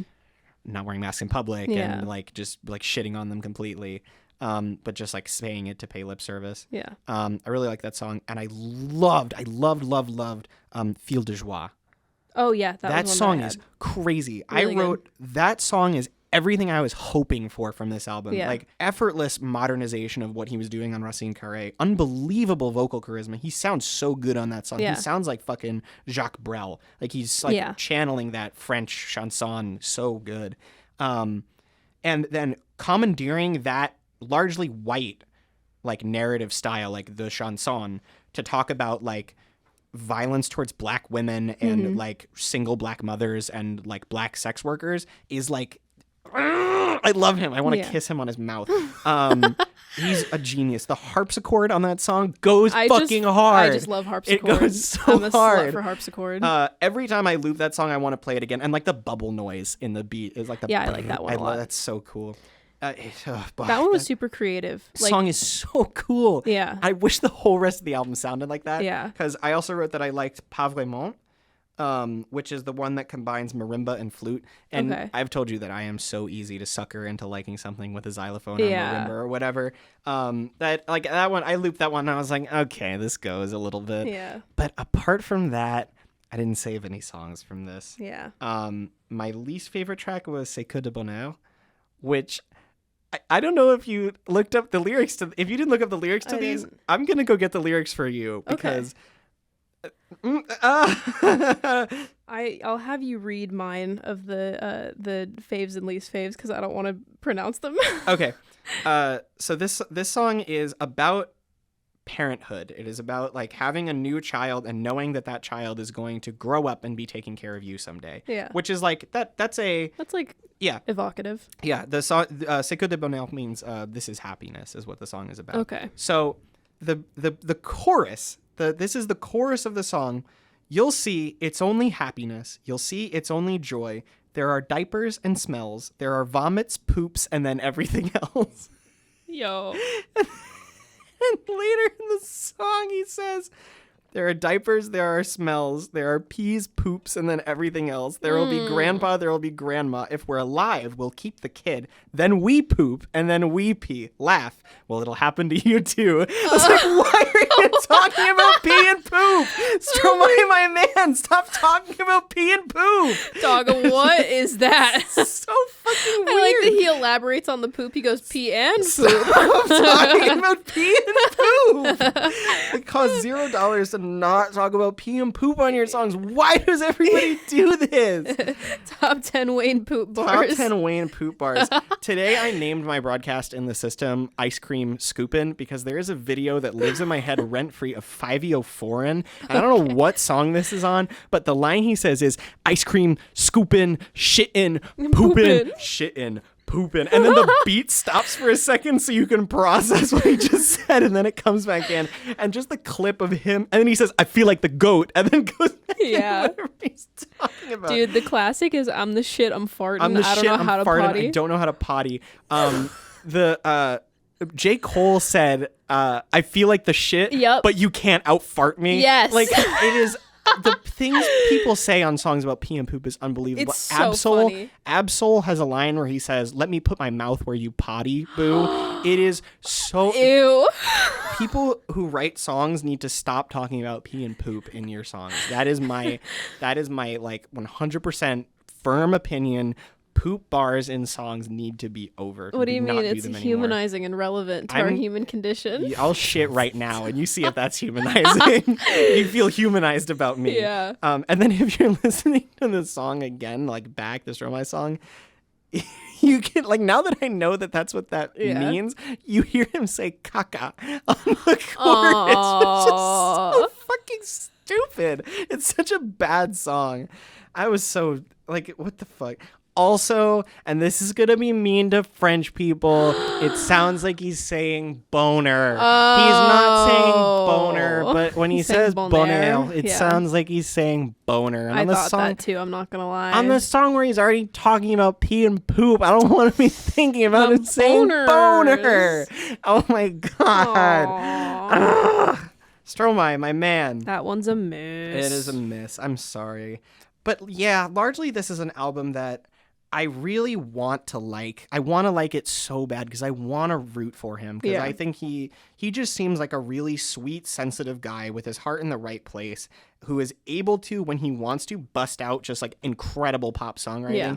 But it's not bringing it for me on this one, and I so wish it was. But I'm probably going to keep listening to it to like see if it grows on me. Yeah. I'll report back. It might. But can you read my faves and least faves yes, for me? I can. I'm I have being them passed a highlighted. laptop. Fave tracks were Fil de Joie, that's that one that I was just talking about. Rire, which is laugh. I thought that one had kind of a repetitive hook. I liked it. He just says laughing a bunch of times. Mon Amour, I forget that one. Déclaration and Mauvaise Journée. And then the least faves were Invaincu, which is... I liked that one to open the album. It felt like a very, like, I'm back. Yeah. Like, welcome back.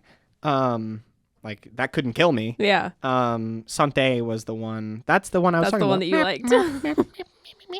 Sorry. And Bonne Journée, which I also didn't like. Yeah, that one sucked. I was sad because is that the last one on the album? Yeah. Yeah. I was like, that's a shitty closer. He tends to end his albums with a more rap influenced song. Which is there was one that I don't like the closer to Racine Carré either. I just don't. Mm-hmm.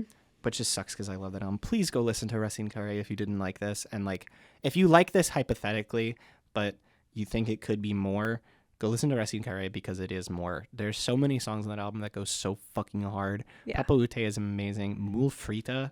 I've been listening. That's the thing.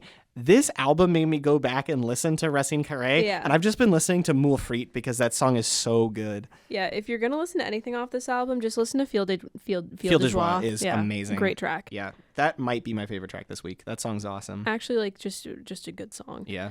But I mean, it really does track that I wouldn't like this one if I really guess. liked Caroline. My God. I will say no, it doesn't, because you can enjoy two very disparate things. You definitely can. I will say no to that form of poo-pooing on the pop music. I do like pop music. It's just I'm picky. Oh, really? Yes. Name every pop song. You like pop music? Name 5 of their songs. This made me want to listen to other like more, I guess, diverse pop albums. Mm-hmm. Like you'll get that with Racine Carré. It made me go back and listen to Sawayama again, just because that's like my favorite. And then I also went and I listened to a couple of Dirty Projectors songs. Just, classics. So I do like pop music. It's just you have to hit a certain pop sound for me. He didn't stick the landing, I think, on this one, which is sad. It makes me so sad. Yeah, pop. I think the issue is that pop has to convince me that it's good. Pop isn't the kind of thing that I'll just listen to it and I'm like willfully like, yeah, this is a formula that I like. I can be swayed very easily by a really smartly written pop song. If there's like a lot of intent behind the songwriting, I can get on board. This album feels labored over in a bad way. Yeah. Like he thought almost too much about these songs. Yeah. Like they should have had a lighter touch to them, and they don't. I was actually talking in my satire class the other day about like how sometimes, especially for very like politically motivated things and things that have a lot to say like societally, which we live in one. Yes.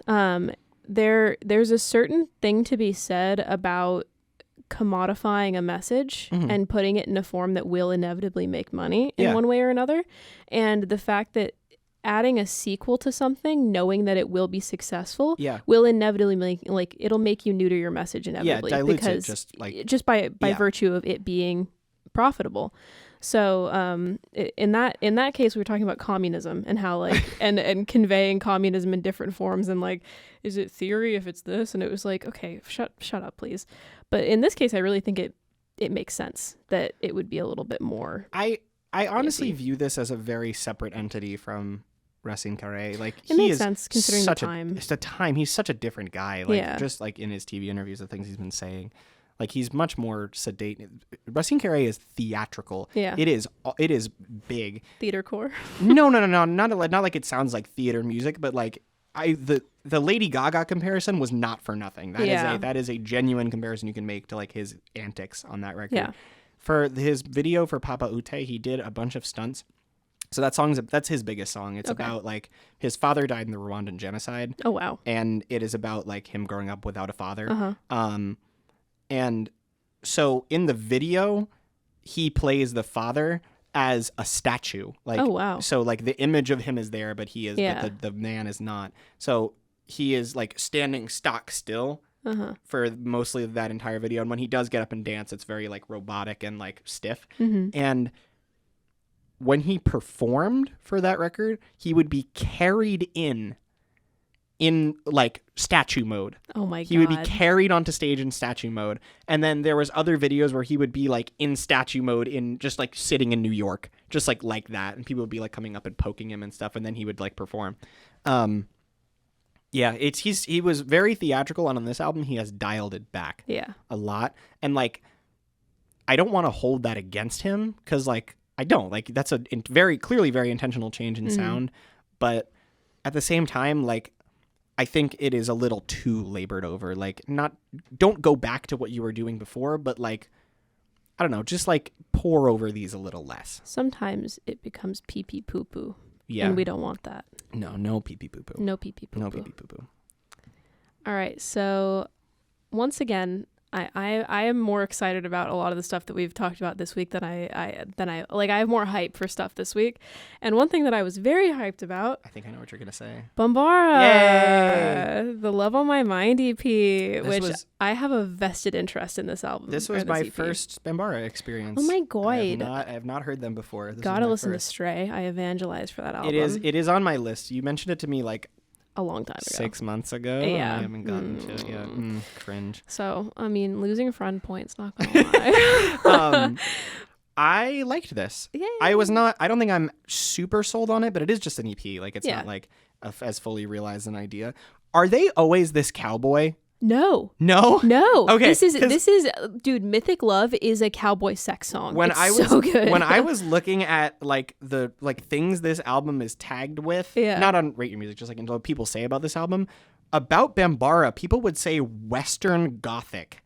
And I said, is that a fucking thing? Yeah. This is the most Western they've sounded. Cowboy. Yeah. Cowboy. Yeah. They do have that swagger, though. Yeah. Like, especially less so on the last album, I would say. Stray is much more actual gothic. But the previous album before that, Shadow and Everything, is more punk. And I think has more of that swagger. I see. But this is like probably the most diverse sound across all of the different songs that they've had. You can very much tell that they're experimenting with a lot of different stuff. I think my favorite tracks were Birds. That song goes stupid. I liked Birds a little less the more I spun it. It was my favorite when I first listened to it. Like when I first went through the track list, I was like, oh, this one goes. But as I spun it more and more, I got to realizing that the reason I like it so much is because the main riff is exactly the same as Policy of Truth by Depeche Mode. Oh. Ba-ba-bum, ba-da-bum-bum-bum. It's exactly the interesting. same. And the beat is very similar too. And I was like, oh, this still goes. Yeah. But like, I know why it goes now. So that kind of soured me on it. What were the rest of your favorites? Slither in the Rain, Mythic Love. Mythic Love goes hard. And Little Wars. Little Worlds goes hard. Little Wars reminded me in a lot of ways. Is it Wars? I wrote Worlds. It's Wars. Oh, okay. Reminded me because New York is the city's full of little wars. That's the lyric. But it reminded me in some ways of this could be a batshit comparison of Red Right Hand by Nick Cave and the Bad Seeds. That is not a batshit comparison at all. I get that. Because this song, I think, plays a lot with the idea of tension and no release. Because even at the end, when you do get the release, it gets cut off. Yeah.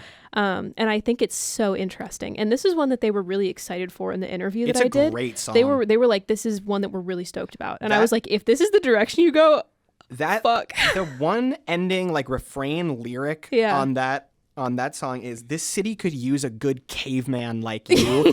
That has stuck with me so hard. It's so good. That's such a fucking awesome raw ass line. Yeah. I can't even tell if that's an insult to the person who's saying it to or not. That's fucking awesome. This city could use a good caveman like you. Yeah. And the way he delivers it is awesome. Yeah, I think that Reed is in like great vocal form on this album. Here's my issue with the vocals on this album. I think this album is drowning in its influences a little bit. Okay. I heard a lot of Depeche Mode. I heard a lot of Ice Age. Age. Really? Yeah. Like in what sense? In Little Wars, Okay. as well as in like his vocals, it sounds like he's doing an Elias Ronenfeld impression to me. I completely disagree. I think they're very similar. Like I could have heard I wrote down, I think these songs are really well written. I would rather hear Elias Ronenfeld sing most of them. Weird. I also heard a lot of influence from Marky Smith of The Fall. Oh, okay. I think that's very, very sharp. But yeah, those are pretty much the only bad things I have to say about this. Like I definitely hear a lot of their contemporaries and influences in this. Yeah. But which is funny because I actually asked in the interview which artists which of their contemporaries they found themselves most inspired by. Yeah. And they're like, we don't listen to any contemporaries. Yeah, no, I definitely. I was like, really? And they're like, yeah, we're more inspired by moments in songs than like by the sounds of bands. Yeah, that makes sense. But I actually do not hear the Ice Age comparison at all. I hear it a lot. Because to me, I think knowing the basis of their previous stuff. Megan interviewed this band. I did. I'm probably one of their biggest fans. I love them deeply. But I will say that doesn't cloud my judgment. I do have one song I don't like off of this. But I think that the Ice Age comparison is a little for me, just because new Ice Age. I'm not thinking about old punk Ice Age. I'm thinking about like Beyondless era Ice Age. This record reminds me of. See, I think that doesn't hit for me just because I don't listen to Beyondless very often. I fucking love I don't Beyondless. like Beyondless. I love Beyondless is my least favorite album of theirs. Wow, that's crazy. Yeah. You like the new one better than Beyondless? Yeah. Huh. Seek Shelter was a grower for me. Yeah, it was for me too. I hate the song Vendetta. Vendetta. I think it's so cheap. I hate it. I liked it the first time I heard it, and then I was like, I hate this. I think that song goes so hard. But I disagree, just because I know Reed's vocals and I know the style of his previous stuff that he's dipping into more.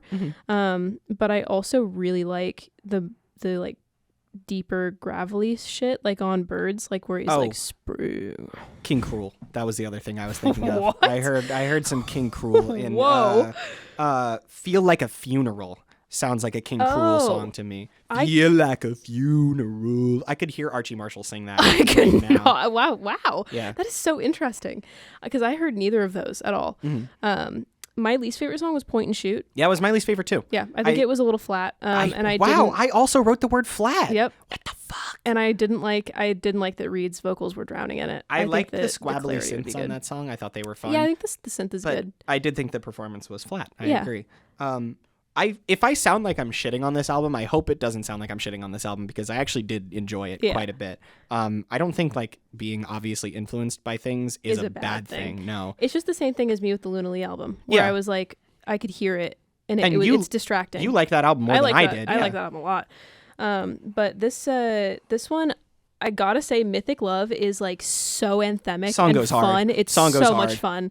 Like, and also he says the word "come." He does. Yep. Like, that's a baller. Cowboy Come The specifically. day they published this song, they were like reposting people like posting the single on like their stories, and somebody said this is cowboy sex music, and I was like, I've never looked back. It is. Like, that is what it is. That's what it is. But yeah, great. I liked it a lot. I thought it was funny that I hear no country on this song. Like, this is a cowboy song, but I don't hear any country. Yeah. It's hilarious. It's purely cowboy and attitude. Yeah, they just say they're cowboys, and I believe it just because he sells it that hard vocally. It's so good. I also specifically wrote that I loved the drumming on Mythic Love a lot. I thought it was really good. Yeah. Blaze has been upping his drum game so hard recently. His dream, if you will. Yeah, great. Great dream. Great dream. He was mentioning that he was influenced by jazz drumming a lot, and I did hear that across a few of the songs. I could also because totally like hear that. he's got a great sense of like push and pull in his drumming. Like, he'll like give and then go right back down and then go back up, and it has this nice like kind of like, I think of drums in very visceral ways.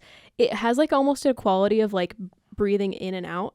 Like, I hear it especially. I just keep thinking about Birds because I love that song so much. But like the drums on that one especially, is like the kick and the oh God, the cymbal. Yeah. Like hi-hat. it feels like, and then it goes back out. Yeah. And I just love it. I think it's so cool. I will also say that that's also part of why I heard King Cruel in this, just because his drumming on a lot of his songs is also very jazz influenced mixed with that punk sound. Yeah.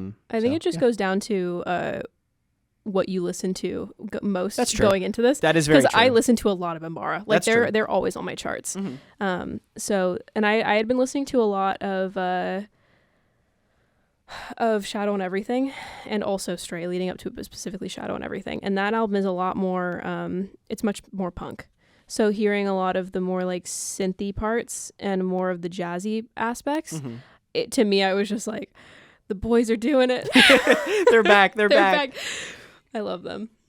But yeah, no, this is a very good EP, and I think it's going to be a good introduction to me for the band. Like getting into their discog, this is a really easy entry point. I really think that if you enjoyed Mythic Love, what parts of Mythic Love did you enjoy? Mythic Love, I said great drum work, fun cowboy influence, not really country, just Western cowboy Lamau. I really loved the ending refrain of Mythic Love. I thought was fucking awesome. Yeah. Did you like the more like gothic parts of it? Yeah.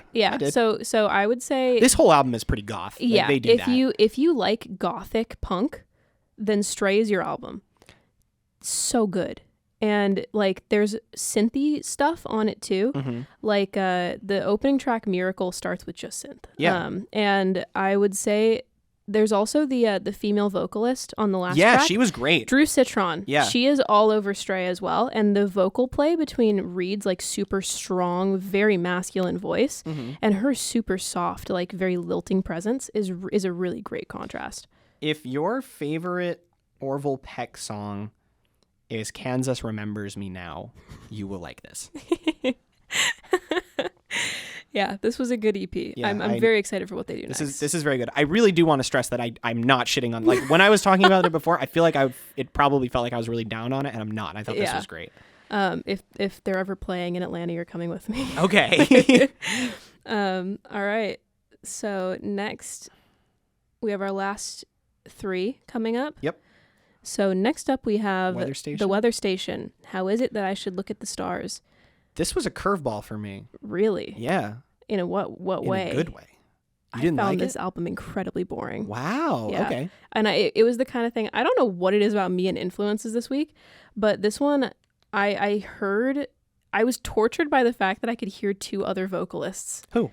I heard Phoebe Bridgers and Katie Lang. Fuck no. No way on the Phoebe Bridgers. Yeah. No way. And I had another friend listen to it and he was like, yeah, I hear Phoebe. I hear Katie Lang for sure, but no way on Phoebe Bridgers. No, there was specifically parts like on the song Taut, the very beginning, I was like, this is Phone Bridge. She's been going at it way longer than Phoebe Bridgers. I mean, it's just a matter of who I've heard before this, because this is my first album that I've heard of hers. Oh, okay. And so I was like, it felt like, I will say Katie Lang is definitely the more, I think, potent one. No, I absolutely do hear that. I definitely hear Katie Lang, and I hear Katie Lang without the good instrumentals that Katie Lang has. Because Katie Lang has, like, especially I'm thinking, like, songs from the 42nd Parallel, that album has such strong, like, all of it is very rich. Yeah. And this one felt really washed out and, like, sort of meek to me. Which I think is it could be a pro if that's what you want, but for me that's just not what I look for in music like this. So I don't look for music like this generally. You know me. I'm generally a more maximal person, and it's hard to sell me on records that are just piano and voice or just guitar and voice. Yeah. And given how Ignorance was marketed as like it was marketed in an almost like folk way, but it was surprisingly like groove oriented. That album had me like nodding my head more than I anticipated. So as a follow-up to that and a companion to that, this album is explicitly posed as a companion piece to her album from last year, Ignorance. Okay. There's a song on this one called Ignorance that was meant to be the title track of that, but wound up on this instead, just because it fit with like the vibe better of this. Yeah. And I didn't listen to any of the teaser tracks before this, even though I liked Ignorance, and it was totally unexpected. I did not expect this to be her sitting at a piano just like singing her heart out. Yeah. And I liked it more than I thought I would. Yeah. I had to go back to it a couple times to let it get into my head, but I ended up liking this one. And I think a lot of it is because of the strength of the lyrics. Okay. And we've talked about this before, that I am not a lyrics first person Yeah. at all. But for this, I decided to sit down and be like I got through my first listen and I was like, well, and then I went back and listened to it again with the lyric sheet in front of me, and suddenly the instrumental interplay like made sense to me. Like the way the instrumentals functioned made sense to me with what she was talking about. Yeah. This record it's very split. There is a harsh 50-50 split between songs that are about lockdown and politics and songs that are about like sweet romantic like love, like especially in close quarters with somebody like during the pandemic. Yeah. The lyric that I picked out of this this whole record, to sum it up, was, "What good are words if not to try and get across the river that ascends me every time we touch and obliterate all this distance I get so tired of?" Mm-hmm. I thought that was gorgeous. I thought that was so pretty. I was a little bored by Sleight of Hand and Taut. But apart from that, I liked most of the rest of this album. There was one song that I really enjoyed, which was To Talk About. That song is so sweet. Yeah, and I think that part of it was that I really appreciated the extra addition of a second vocalist. Yeah. I think that I can't find his name. out a lot. I was looking for who he is, and I can't find it. He's not credited. That was the same thing with Drew Citron on the BAMBARA stuff. I had to ask them. I was like, who is the woman? Yeah. But yeah, I liked To Talk About. I said the low, I think it's a woodwind in the background too, was super nice. So nice. I wrote that too. I mean, look at us. To me, this came across as one long song. I had a hard time differentiating them. I didn't necessarily mind that. I would agree that at points it was hard to tell where one song ended and once another began. Yeah. But I didn't necessarily mind that. It felt very unified. I think that it's just because I am a singer-songwriter person, and I like minimal folk and stuff like that. In fact, I would call myself a folk head. Okay. So something like this, I have more expectations, I think. And I care more about the production on what is there. Yeah. And I think that her vocals definitely could have sold me. Like, there was some moments where she was like more belting. Yeah. And I was like, okay, I hear the strength in here, but the way that this is arranged is not coming across to me, that intensity. So I feel like I should listen to something else of hers to try and see if that clicks more. Yeah, this one is not similar to her past work at all. She's a folk rock artist generally. Yeah, I would definitely check out Ignorance just to see if that's like the kind of thing you would like. Yeah. Her song Robber on that album I love. Yeah. Yeah, that's a great song. I will say, if anybody listens to this and does feel the same as me, like they like it enough but not enough to listen to it again, do listen to Katie Lang. Yeah, no, 100%. You will like her. Yeah, no, for sure. Specifically, I have to make sure that it's the right title. Yeah, Hymns of the 49th Parallel. That is my favorite album of hers because it is very Baroque and sweet and beautiful. That's the one that is covers, I think. So yeah, it's just nice. Specifically, the way that she does the song Jericho, also the song The Valley is great. But I went back after I finished this album and I listened to a couple of songs off of that one, and I was like, yeah, this is what I wanted. Yeah. My favorite tracks on this were Sway, which I liked in the same way as To Talk About. It's so warm and full of love. And when the piano was like swelling underneath her as she was like just singing about how much she loved this person, and like the quiet, intimate moment of like watching them dance to her music, like alone in their apartment. Oh, my poor little heart. That was one that I got really close to liking. I miss my partner so much. Aww. I miss my girlfriend so much. Shout out to Sophie's girlfriend. Shout out Lee if you're listening. I really liked Marsh. I thought Marsh was the best lyrical moment on the album, and I was a little irritated that they put it first. Yeah. That was hard to read for me because that one is very like, it's so directly about like what it felt like trudging through that fucking awful like mire of politics and death at the start of the pandemic. It's very directly talking about like when this election is over, shit's still gonna be fucked up. Yeah. It's like if this had come out in 2020, I think it just would have made me more depressed. Yeah. But like, not that the pandemic is over, but like now I can look back at that moment and be like holy fuck, like I survived that, but I shouldn't have had to. Yeah. Like, none of us should have had to go through that. Yeah. I really liked Ignorance. The subtle strings on that were really good. And I thought that the lyrics, that's the one where she's talking about, she's like talking to the person who came up with the name Magpie for the bird. And she's like, there's no, like, you named this a magpie, and that name completely fails to encapsulate what this creature is. Yeah. Like, it is, you can't put a name on what the, like, that word can't fully describe what this is. Yeah, I like, did think that one was interesting. I liked that one. Like the failure of a name Yeah. to fully encompass something. I think that this album, I do agree, it's great lyrically. Like I was peeking at the lyrics and I was like, okay, this has a lot to say. But while I am a lyrics, I wouldn't call myself a lyrics first person. I would call myself a perfect 50-50. Mm-hmm. They both have to work for me. And this one, it just kind of made me sad because I was like, oh, you could have been so much. Definitely check out Ignorance if you weren't huge on this, because Okay. like her writing is still top form there. Let me read you some of the lyrics from Rover, because I think that song is so beautifully written. Okay. Yeah, I was re-listening to this one today, and I was wishing and hoping that it would click more, but it just wasn't doing that for me, sadly. I never believed in the robber. I figured everything he took was gone. Nothing to do, nothing to be done. He had permission. Permission by words, permission of thanks, permission by laws, permission of banks. White tablecloth dinners, convention centers, it was all done. Make real imagination. Make unreal that which can be taken. Turn your gaze from the window's light. Turn your attention to this sharp knife. Looting at dawn, looting at dusk. Hold open the gates for the want of lust. All I saw was the dust kicked up.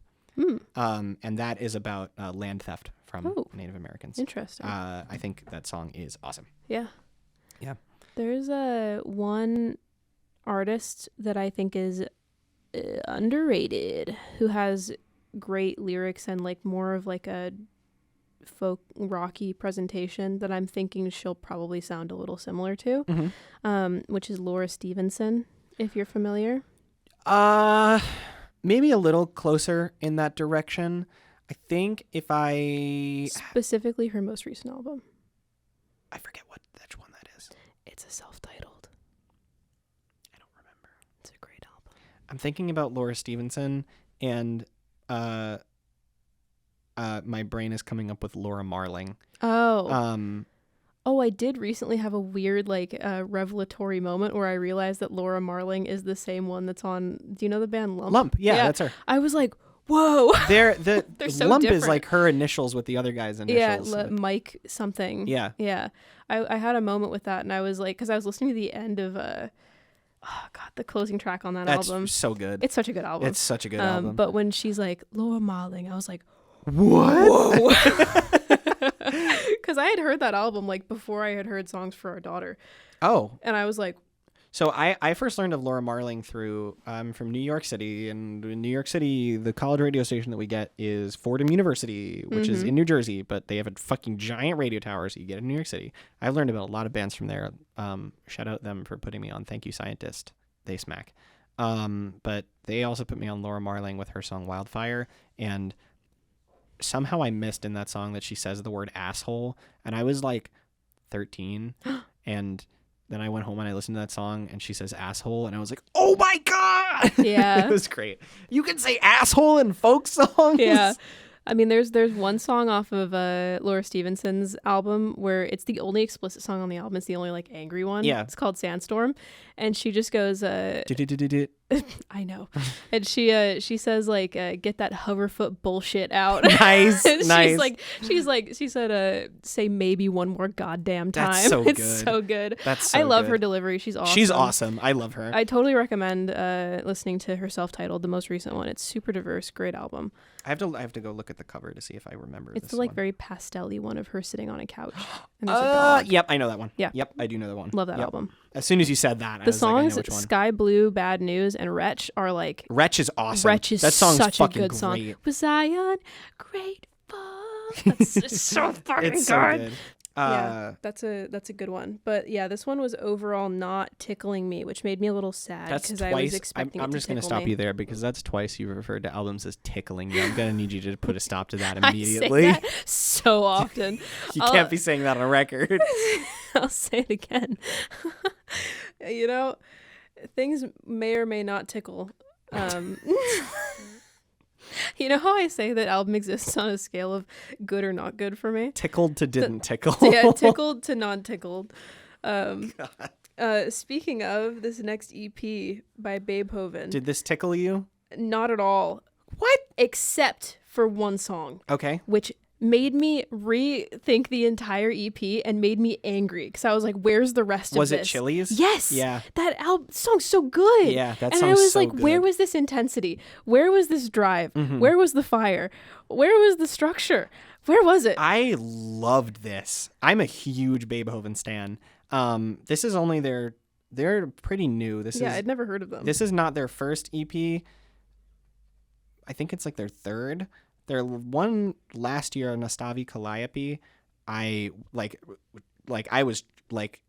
hesitate to use the word charmed, but I was charmed by that album. It was the only thing I Would listened you to. go so for far as to say Nope. you were tickled? No, by I it? wouldn't. No, I wouldn't. I wouldn't say that. No, I'm putting words in my No, mouth. I'm not tickled. Never. I'm not ticklish. Not even from albums tickling your ear canals. My innards. Yeah, your cranium. There's a fucking the pizza place by my house in Connecticut. They have an old timey Mountain Dew sign. Okay. Did you know that the slogan for Mountain Dew used to be "It'll tickle your innards"?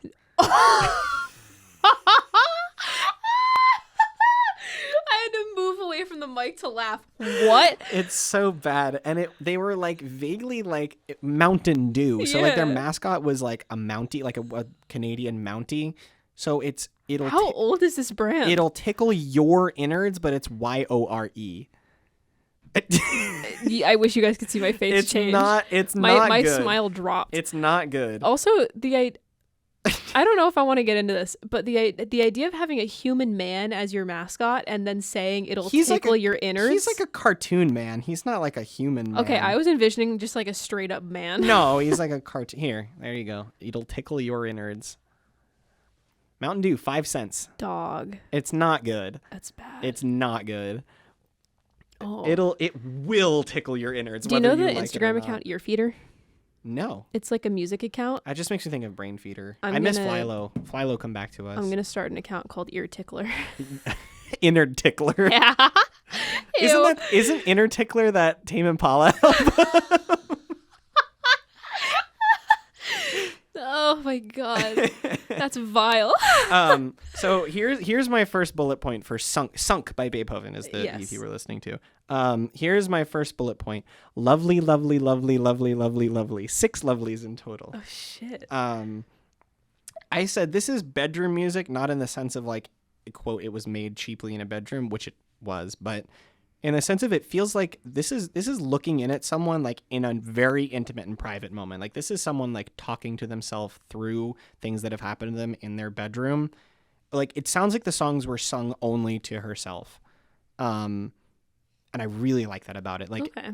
Intimacy is a hard, like you can get personal and revealing on an album without it being intimate. Yeah. And this album feels very intimate. I hate the term confessional. Mhm. I think that is used to pigeonhole female artists like no tomorrow. Like that's the thing about this album is that I don't really know if any of these stories are hers. She could just Yeah. be a great storyteller. Yeah. But the character of the record is such that it feels like she is singing these songs to herself and Mhm. nobody else was meant to hear them. Yeah. And I love that. I think it's so good. It's really hard to identify why I like this so much. Yeah. I'm a little baffled. I can't put a finger on it.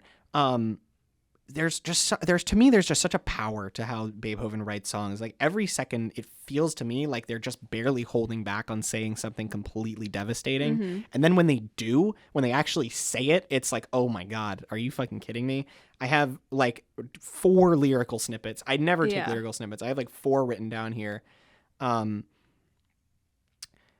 You take it all out and blame your pain on me, your shame, your denial, your ways to stay unseen. I'm here pleading for you to love me too, the way that you love the self that you've construed. And then before that, I think this is the same song on Fugazi. He thought that he showed me Fugazi, and I don't know how to explain how that feels. It doesn't make sense why it hurt me.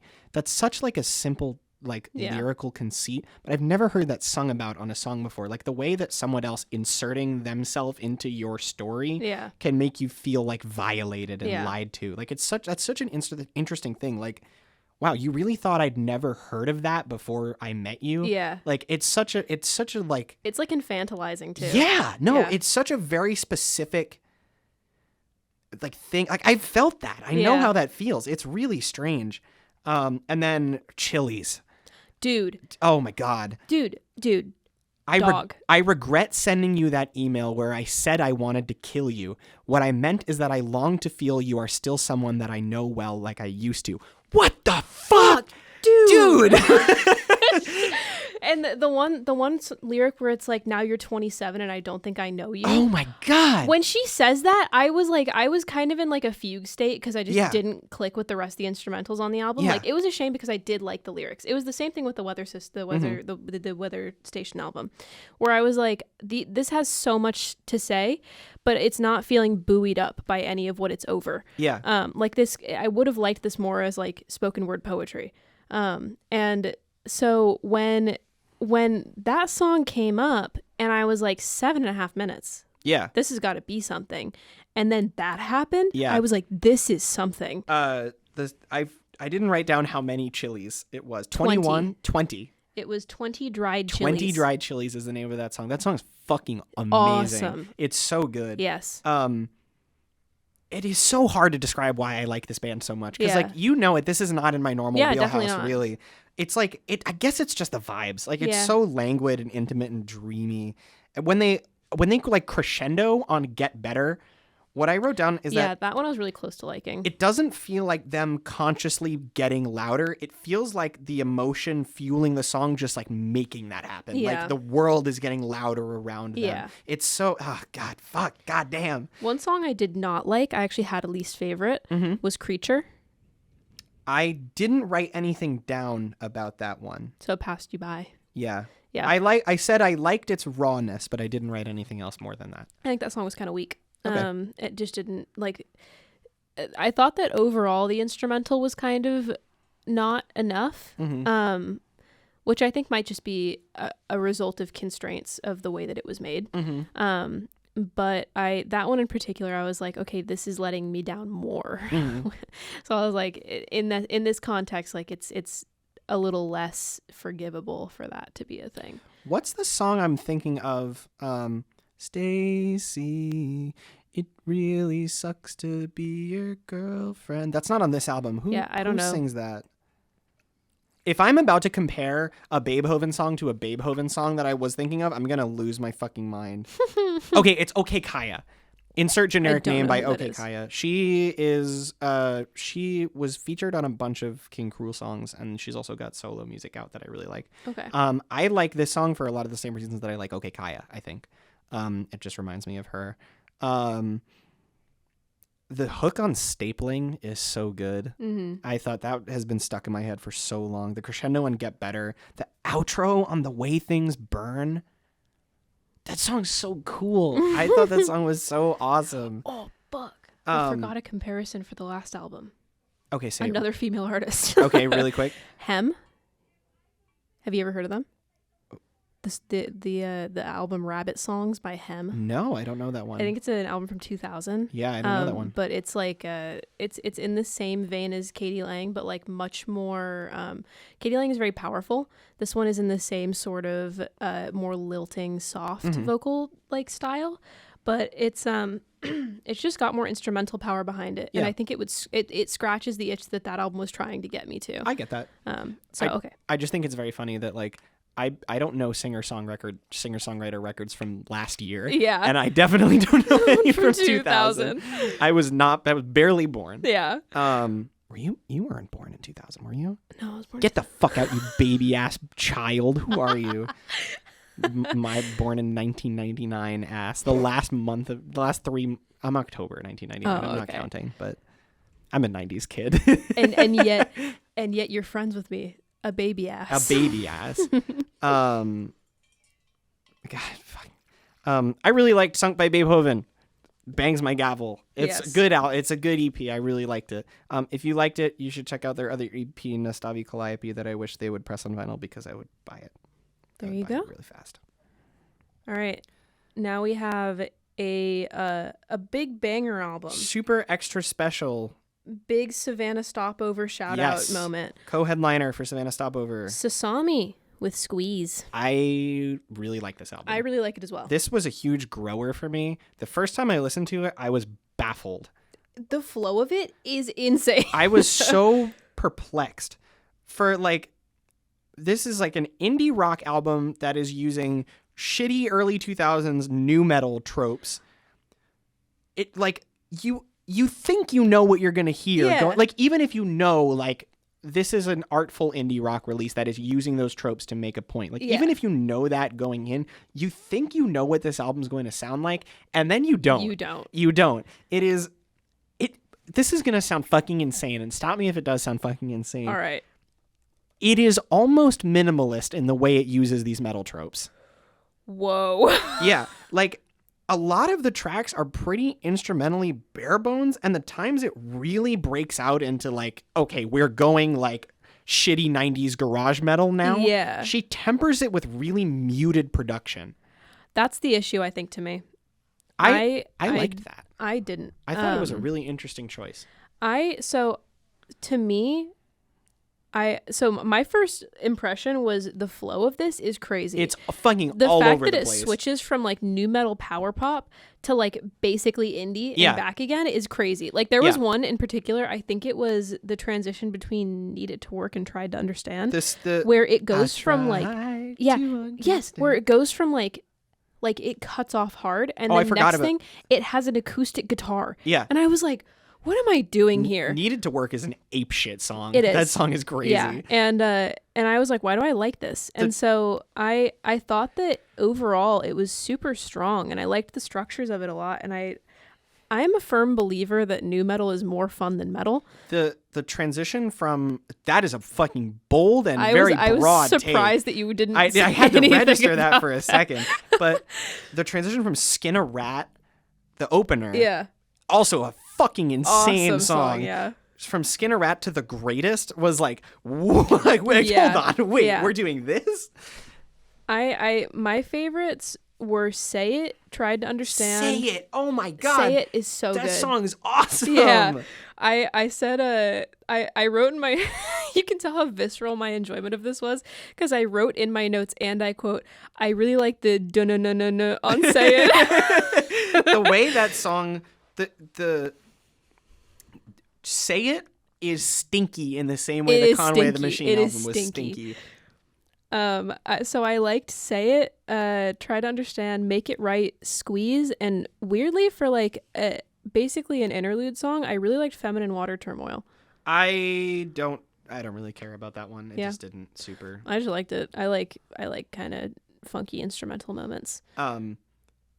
Skin a Rat goes so fucking hard. Yeah. Like, I'm just thinking about that song right now and getting excited. Yeah. Like, it is, I don't know enough about like specific metal subgenres to identify what's like what this is pulling from, but it's pretty solid new metal. It sounds like some scrabbly 90s garage tape recording ass high school band shit. Yeah. It is awesome. I love that.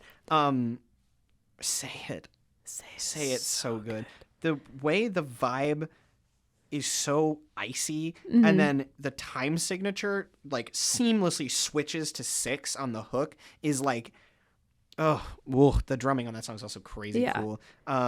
such an unconventional like chord progression for a song like that. It's an awesome. I hope she Say plays It. that. I can't go to it, unfortunately. I'm gonna be at the stage for volunteering that day.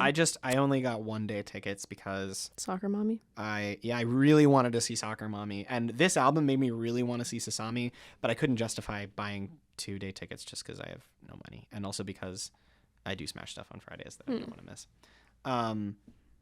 I also really liked Call Me Home.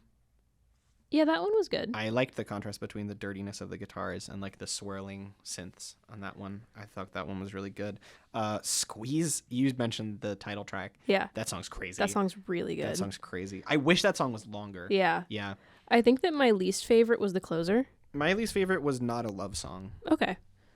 That is the closer. Oh, okay, yeah. Yes. That one, it's pretty repetitive. I just thought it was kind of disappointing. It doesn't for such like a creative and driven album. Yeah, it was just kind of a lukewarm ending. Yeah. But yeah, it was super eclectic. Yeah, Really, very really eclectic. interesting. This, I think almost laughing. I almost laughed like listening to it because the transitions were so like jarring. She's hamming it up a lot on this album, which like you have to if you're going in this direction. But like, yeah, no, she's doing so much ham on this album. Squeeze reminds me of the band Tao and the Get Down Stay Down. Mm-hmm. Not to just like baselessly compare to Asian female artists, because I know that's a thing SASAMI talks about a lot, and also that like a lot of Asian female artists talk about getting compared only to other Asian female artists. So I'm making this comparison very aware of that trope. Rest in peace, Tao and the Get Down Stay Down, by the way. Awesome band. I'm so sad they broke up. I hope Tao continues to do solo stuff. But their most recent 2 albums, Pure Cinema, and I forget what the other one is called. It has Meticulous. The song Meticulous Bird is the song that I'm thinking of. The album is called A Man Alive. It's not called A Man Alive. It's just called Man Alive. Yeah, I definitely got from the song Squeeze specifically, really just that song, like pretty heavy vibes of like the kind of like noisy but very driving and very like really locked in groove. And the feeling of like pressure and the dissonant vocal harmonies, like I got a lot of vibes of Tao on that album. I think that the very obvious comparison is I Disagree by Poppy. I got Strong because I think that to me it felt like sort of a companion album in the sense of like Poppy did like pop metal and this is like indie metal. I think Poppy is much more committed to the metal bit than SASAMI is. She like is.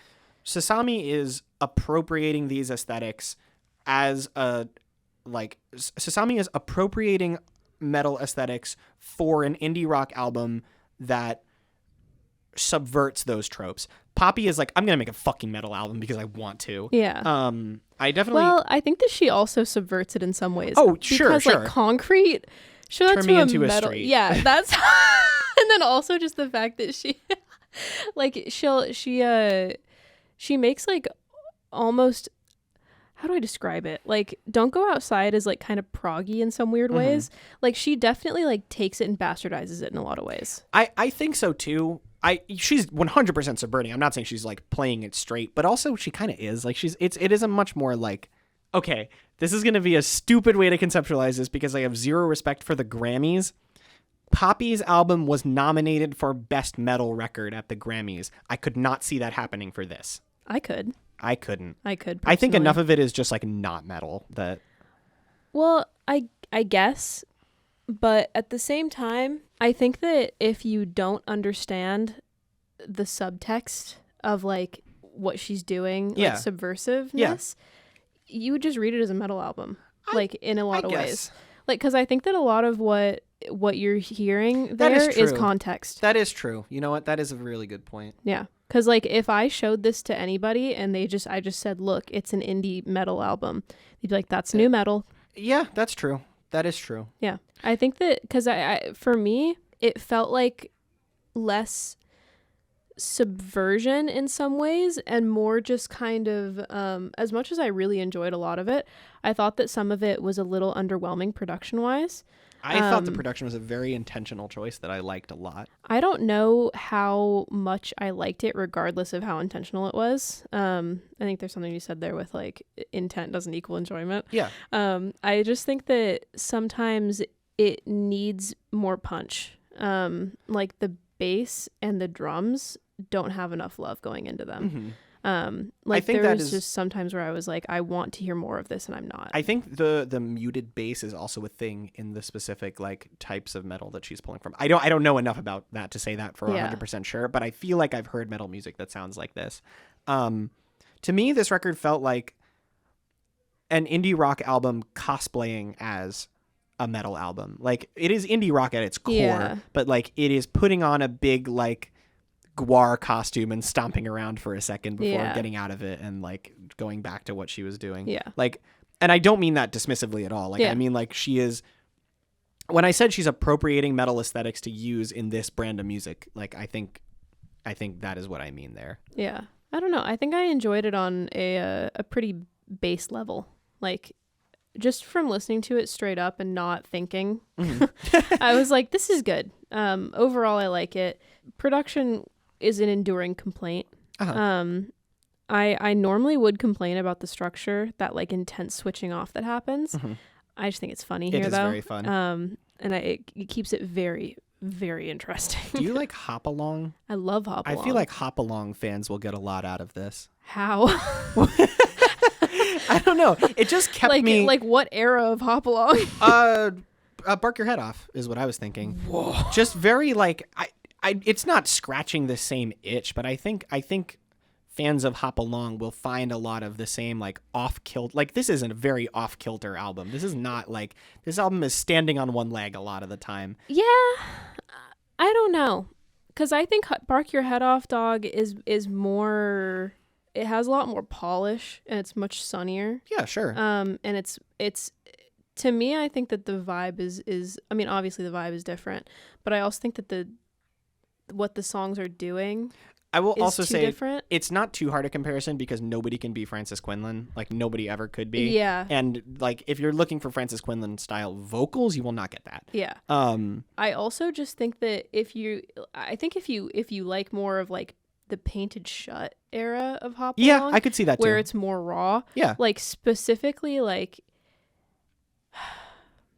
I don't know. My favorite song off that album is Well Dressed, just because of how like Banger. Insane that vocal is. Banger. But I think that if you just like more of the raw aesthetic that they have, then you might like it. Yeah. Because even the indie songs on this, I didn't think were like incredibly. I think that that's part of where the production complaint endures, is that I didn't think that even the production on the indie ones was flawless. I thought that there was a little to be desired on those too. So I think that just a little bit of, if this was remastered, I think I might like it more. Okay. But as of right now, that is the one thing that keeps me from being able to like go buku bonkers to it, you know? That is an amazing phrase you just said. Buku bonkers? Yeah. Oh my God. Why did you say shit like, I'm tickled by this? Why don't you just come up with more bangers like buku bonkers all the time? What the fuck is wrong with you? What, are you tickled by buku bonkers? I'm buku for Boko Puffs. That's gross. I also just want to highlight the one lyric from, I wasn't super like sold on the lyrics on this one, but like they're not bad. I just think it was not a huge selling point of the record. But the Skin a Rat, like she opens the album with, you sell sex draped in dissonance, you turn stocks upon innocence, why does your cheap attention throw me off, hell fucked economy, crisis identity. Yeah. That like my eye was like, okay. Cool. That reminded me, once again, I'm sorry, the Poppy comparison. It reminded me of Blood Money. I guess I see that. Yeah. Just in that energy. And also like the she was approaching it in kind of a playful way, a lot of the metal, and that it reminded me of like Bite Your Teeth off of Bite Your Teeth is a good song. Yeah, and like the fact that like in the breakdown she just goes bwah. And like there's like the little like pop moment in the middle. Yeah. I got strong vibes. I think that if you enjoyed I Disagree, you would have liked this album. I think if you enjoy I Disagree and also you enjoy Phoebe Bridgers, you will like this album. Yeah, if you have that diversity of taste, Yeah. then you'd like it. Because I was kind of disappointed by Poppy's newest release. Yeah, I didn't like that one either. So this one kind of scratches the itch for me. I liked some of the songs on that album, but it was not my favorite. It was not. It didn't hit nearly as hard as I Disagree. Because I Disagree goes hard. That album is like, have you seen the Simpsons movie? Yes. I feel like the scene in the Simpsons movie when Homer is between a rock and a hard place when I listen to that album. It's He's so on the wrecking ball good. just getting like... Yeah. Dude, it's so good. I love that album. But yeah, this one scratched an itch for me that her last album did not. So I appreciate it for that. My friend Lynn has a vinyl of I Disagree, and she made so all the art for that is black and white, and when you take out the record, it's transparent and it looks blood spattered. It is awesome. It's such a cool looking record. Cool. I want it so bad. I love cool vinyl packaging like that. Yeah. One band that's great at that is Beach House. I have you're gonna laugh. I have the 100 Gex Remix project on vinyl, and it has that whole thing is packaged like it's like shitty early 2000s like 3D model graphics. Like fucking, they could all be like Microsoft Word helpers. Like that's what the aesthetic of that is, and it was sold on like Spirit's mucus green vinyl, and when you pull it out, it's like this gross shade of green, and it looks like there's like ghosts in it. Oh, that's cute. It's I'll try and find the. This is the picture that I've been thinking of the entire podcast. When you said you mentioned like shitty graphics before. Yeah. It reminded me. I'm sorry for the listeners. Yeah. This audio medium. Paint us a word picture. It is, okay, so image description. It says the PlayStation can produce mind-boggling effects, and the image is of two very low-poly skeleton warriors brandishing weapons. It is not a mind-boggling effect at all. It looks very bad, actually. Not at all. So I was thinking about that. Oh, that's cool. Yeah. It is just very cool. Do we want to move on to our singles? I think we should. Yeah. Okay, so our singles, let's start with the longest one. Oh, we're starting with this one. Which is basically an EP. Okay, it is King Gizzard and the Lizard Wizard. The Dripping Tap. I believe my exact words to you last night were that this song slaps wicked hot penis. That's exactly what you said. And let me tell you, my entire description of this in my singles list is very good. This is penis music. This song goes through it's fucking 18 minutes long. It's crazy. This song is 18 minutes long. King Gizzard they're coming out with a new album called Omnirium Gatherum, I think. Of course it is and called that. Stu said, "This is our longest album ever." I said, oh fucking my what? God. I hope it is. The first song you drop is 18 minutes. Oh my Lord. You people are insane. They are truly insane. What do they eat? Vegemite. How? I don't know. Is it purely Australian? Yeah, it's like it's an Australian exclusive perk. Yeah. Like that you are able to stomach Vegemite, and it gives you like powers. You and become abilities. Popeye, but you're Australian. I'm trying to imagine Popeye, but he has an Australian accent. But all the same like speech patterns still. The only thing is that he eats Vegemite and then he winces a little bit and then he grows muscles. And every time he makes a song, he goes, woo! Yeah. And then they fire their second drummer. And then it's a crazy like guitar solo. Yeah. Oh my God. I was talking with one of my friends about Vegemite the other day, and I was like... that was your first mistake. I know, right? Talking about Vegemite. And he was like, people don't get that Vegemite, it's a condiment. Like, it's a topping. Like, you're not supposed to just, like, eat it. But people do, though. And I was like, is it a topping in the same way that, like, liquor is to be mixed, but you can still take a shot? Yeah. No, people eat Vegemite. Yeah. They do. Just straight up. Like, what's the fucking Courtney Barnett talks about eating a Vegemite sandwich. Like, that it's just a sandwich with Vegemite on it. If you have... She also says, got me some hot chips. If you make a grilled cheese, the cheese is not a topping. The cheese is the sandwich. If you put like mayo on your grilled cheese, the mayo is a topping. But if you put cheese on your pasta, like Parmesan cheese. Sure. That's a topping. Okay, sure. So I guess it just comes down to versatility. Yeah, it does. Don't pigeonhole the Vegemite. I'm not pigeonholing the Vegemite. Don't Vegemite the Pigeonmite. Anyway, Australian jam band. This song is awesome. It's so good. Yeah. The hook is awesome. I can't even remember how it goes now because I listened to it. I only listened to it once because, you know. Yeah.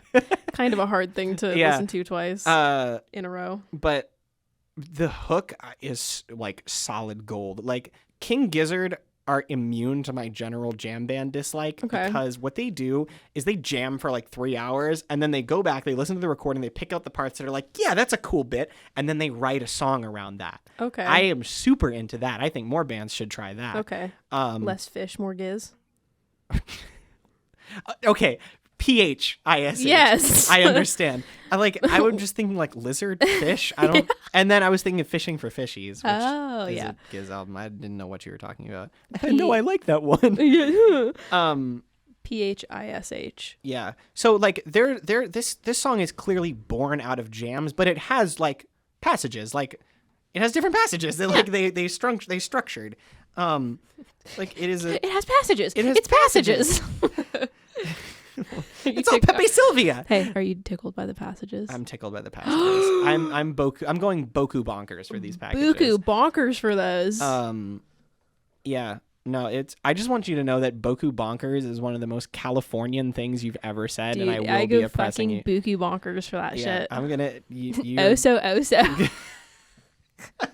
There's a band called Oso, and like I had to consciously not do the California voice just then. Like because I even live on a street called Oso. Like, oh my fucking god, I hate when I say it. You did it. You did it when you said the street like name. I can't say O's. Without sounding like heinously Californian.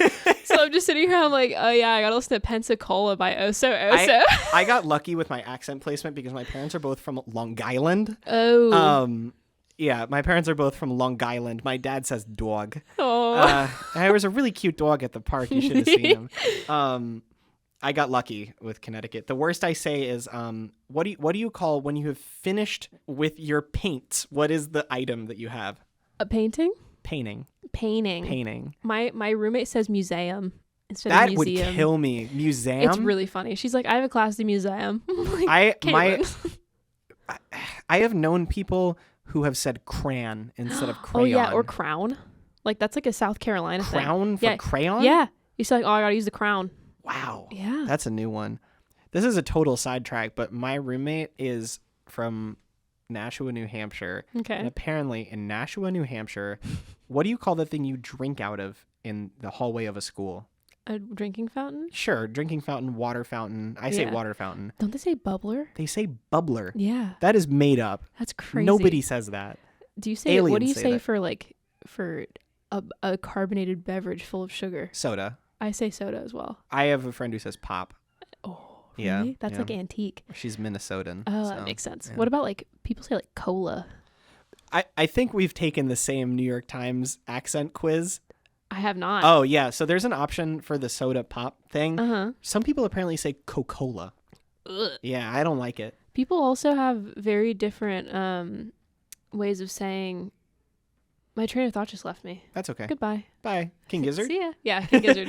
This is our cue to get back. This song is awesome. We're jamming. We're verbally jamming right now is what we're doing. This song is awesome. If they keep on this sound for the new record, it will be awesome. Because I liked Butterfly 3000. I liked it. I didn't love it the way I have loved so many Giz albums. Yeah, I would love a return to some heavier sounds from them. I think that would be awesome. Because they've been off it for like 3 or 4 records. And I think I would love to hear them do this shit again. Giz has been a hard sell for me. I'm not going to lie. Because I've listened to a few of their albums. I've listened to Polygon Dwanaland. That was you the didn't first like that one? No, it was man. too clean. I love that album. Too clean. Yeah. Wow. And then I listened to Nonagon Infinity. And you didn't like that either? I liked it a lot more. Okay. But it's not the kind of thing that I would listen to casually. It was an experience, but I don't think I would go back to it. I can listen to pretty much any. I can just throw on pretty much any Giz song. And then I listened to Infest the Rat's Nest. That one's different. Which I liked the song Perihelion a lot. Banger. And that was it. That one's very different from the other stuff. That one's more like straight up a metal album. Yeah. But it was like... I almost didn't enjoy it as much as a lot of metal, which is saying something. I think you would like Flying Microtonal Banana. That's the next one. You did hear that one? That's the next one I'm going to. You didn't? Oh, you're going to listen to that one. So that one's interesting because, I mean, obviously you know the concept. Yeah, no, it's just a cool concept, like the microtonal music. I feel like you might enjoy that. Isn't like Rattlesnake the big one off that one? Rattlesnake, rattlesnake, rattlesnake, rattles me. Yes, but nothing else on the album sounds like it. Okay. What you should take from Rattlesnake is the harmonica bits on that song. That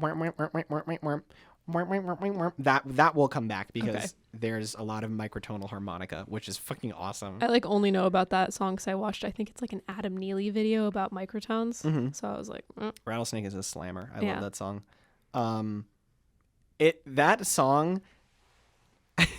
So that song is 7 minutes of them saying rattlesnake, rattlesnake, like over and over again. Yeah. And when they play it live, they'll play it for as long as it takes for the audience to get into it. Oh, really? Like they'll just play it until people are going insane, and then they'll end it and do something else, which is so fucking that funny. That is really funny.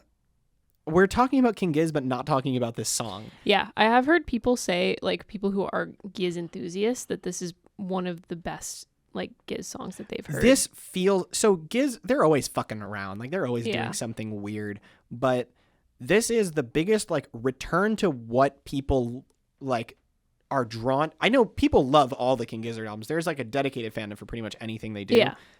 This song is getting back to, I think, a lot of what people were drawn into them by. Okay. Like this is a little Nonagon Infinity. It's a little Polygon Donnaland. It's a little Float Along, Fill Your Lungs. It's a little fucking it's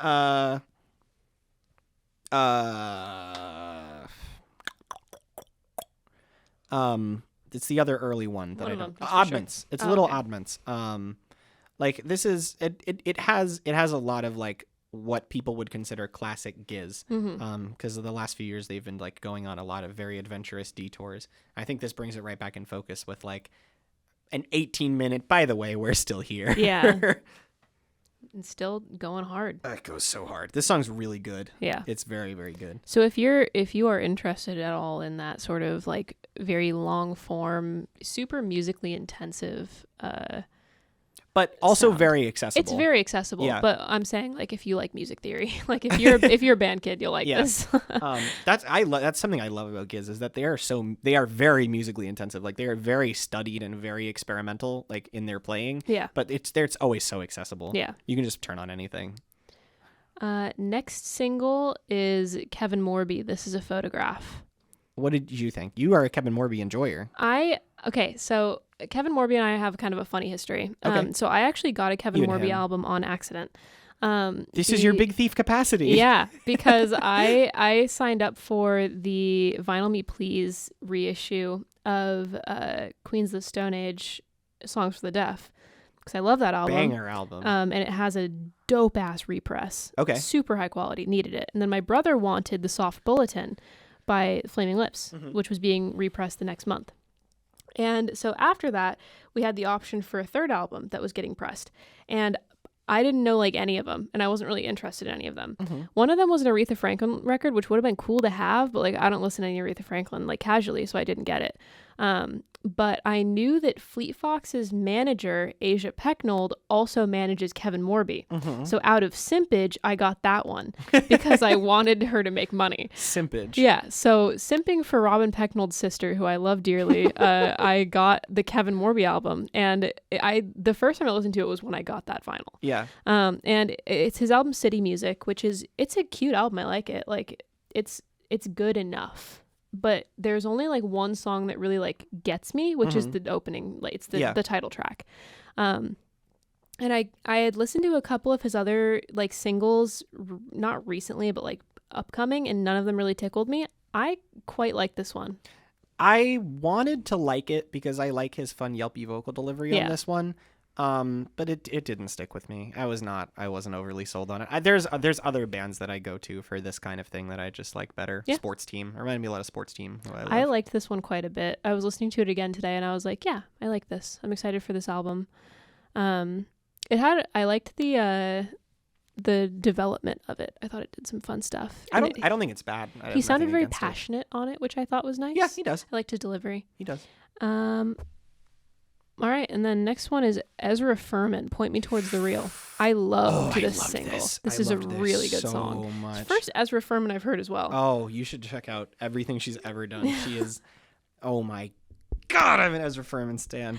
That chorus is Point Me Towards the Real, motherfuckers. So good. So good. If you like, to our lovely listeners, if you like anything this song is doing, go stop this podcast and listen to her album Transangelic Exodus. And then come back to the podcast. Yes, please then come back to the podcast and finish it. But go listen to Transangelic Exodus because that is one of my favorite albums of all, straight up, that's a top 10 for me. That album is unfucking believable from start to finish. Mm-hmm. Her sense of melody and her voice, the way, you can tell that she writes melodies that suit the way her voice sounds. Yeah. Her vocal style is very peculiar and particular. Mm-hmm. And she never I don't want to say gets too ambitious because that's not right. Her music is ambitious, but it's just, she knows what she is good at singing. Yeah. And the melodies she writes and the things she's saying suit her voice so perfectly. She just knows how to flatter her voice. Absolutely. 100%. Yeah. I could see a voice like this sounding bad singing a lot of other types of music, but she just nails it. It's so good. It's also notable that it's quite a long song. It's not but short. It does not feel long at all. The storytelling's great. Yeah. Her storytelling's always amazing. Transangelic Exodus is a rock opera. Oh, really? It is about so it is about an alternate universe America where people are randomly growing angel wings. Oh. And that becomes an oppressed minority. And it's all just a great metaphor for hiding your queerness. Yeah. And it's about Ezra busting her partner out of a hospital where he's being kept, and road tripping across America with an angel. Interesting. It is. I could talk about that album for another hour. It is the first time I listened to it, I was so blown back. Yeah. His album is unfucking believable. The song Psalm 51 is one of my favorite songs of all time. She is unbelievable. I will definitely check it out. But all her stuff with the harpoons and all of her albums are amazing. Yeah. She does not miss. I will check out that one. Yeah. I have a friend who's very into rock operas, so I'll make him listen to it with me. Oh man, I love Ezra Furman. I'm so excited to hear her back again because she did. Mm-hmm. So she did Transangelic Exodus in 2018, and then followed that up with 12 Nudes, which is a great album. Mm-hmm. But it is not as storytelling intensive as anything she's ever done before. It's a very it's almost like folk punk. It's very it's very noisy, very squabbly, very quick. The pace is up. Mm-hmm. And then she was quiet, 2018 to 2019, and then she's been quiet since. She did the soundtrack for the Netflix show Sex Education. Yes, I do like that show quite a bit. Yeah, she did that. But this is the first peep of new music for her in a little while. And it comes following a lot of personal revelations and moments for her in her life that she's been documenting pretty faithfully on social media. She had a child and she's fully come out as a trans woman now. And that knowledge makes me so excited for whatever project that this is going to get attached to. Yeah. It's so good. Although I'll say the lead single for 12 Nudes was I Want to Be Your Girlfriend, which is also an amazing song, and the rest of the album sounds nothing like it. Yeah. So I guess I have no idea, but I know it'll be great. I'm excited for it because this is great. 100% confidence in her. Yeah. And next one I'm very excited about because this is a new peep of music from an artist I love, which is Daniel Rossen. This song was fucking Unpeopled awesome. Space. This song is so good. This song was crazy good. This is Baroque to a T. I it have is missed so good. Grizzly Bear. Like, Yes! I don't want to say Grizzly Bear because I know this like is his solo thing and it's very But separate. he and he's trying to do added something so different. much instrumentally to Grizzly Bear. I have missed music that sounds like this. Yeah. I have needed this for so long. And that standing bass. Oh my god. His production is immaculate. This song is really well produced, and it's not a very conventional production style either. No, it's not. It is an interesting echoey production style. It feels very like it felt like it was being performed in a church. Yeah, I was about to say it feels like a cathedral. This song is freaking awesome. Yeah. The stages this song goes through. This is like a prog song. Yeah, basically. This goes through it's so like prog many, folk. Yeah, no. It goes through so many different grooves and textures and vocal riffs. It's awesome. This song's so good. The thing that I mentioned about it is that it has a real sense of push and pull. Yeah. It's like a tug of war. You're always being pulled around. Yeah, the dynamic contrast on this album is really album song is really good. His voice is so unique too. Yeah, I've missed it. I've missed his singing too. His album, it's his like solo quote unquote with another of his friends, Department of Eagles. I don't know if you've ever listened. I'm familiar. I don't know too much. Okay, In Your Park is one of my favorite albums ever. Okay. Awesome record. It's much more minimal than this, but I go back to that just to hear his voice. Because it's only him singing. And I'm super excited to see what his lyrical style ends up being on this too. Because this one is not very lyrically focused, but I'm excited to see on the next albums or songs. I'm just so excited for this album. Yeah, this boosted my hype because I liked some of the past songs, but I wasn't like absolutely blown away by them. This one scalped me bald. I'm ready for the rest of this. That is a great phrase. Oh my god. Okay, next is Pup Matilda. I'm not a huge Pup fan. I am a massive Pup fan. Okay. I would even go as far as to say I am a Pup stan. Okay. I thought this one was like fun, but it didn't really do anything crazy for me. Me too, which is why I wanted to talk about it. Mm-hmm. This is the first Pup song I've felt let down by. Aww. Ever.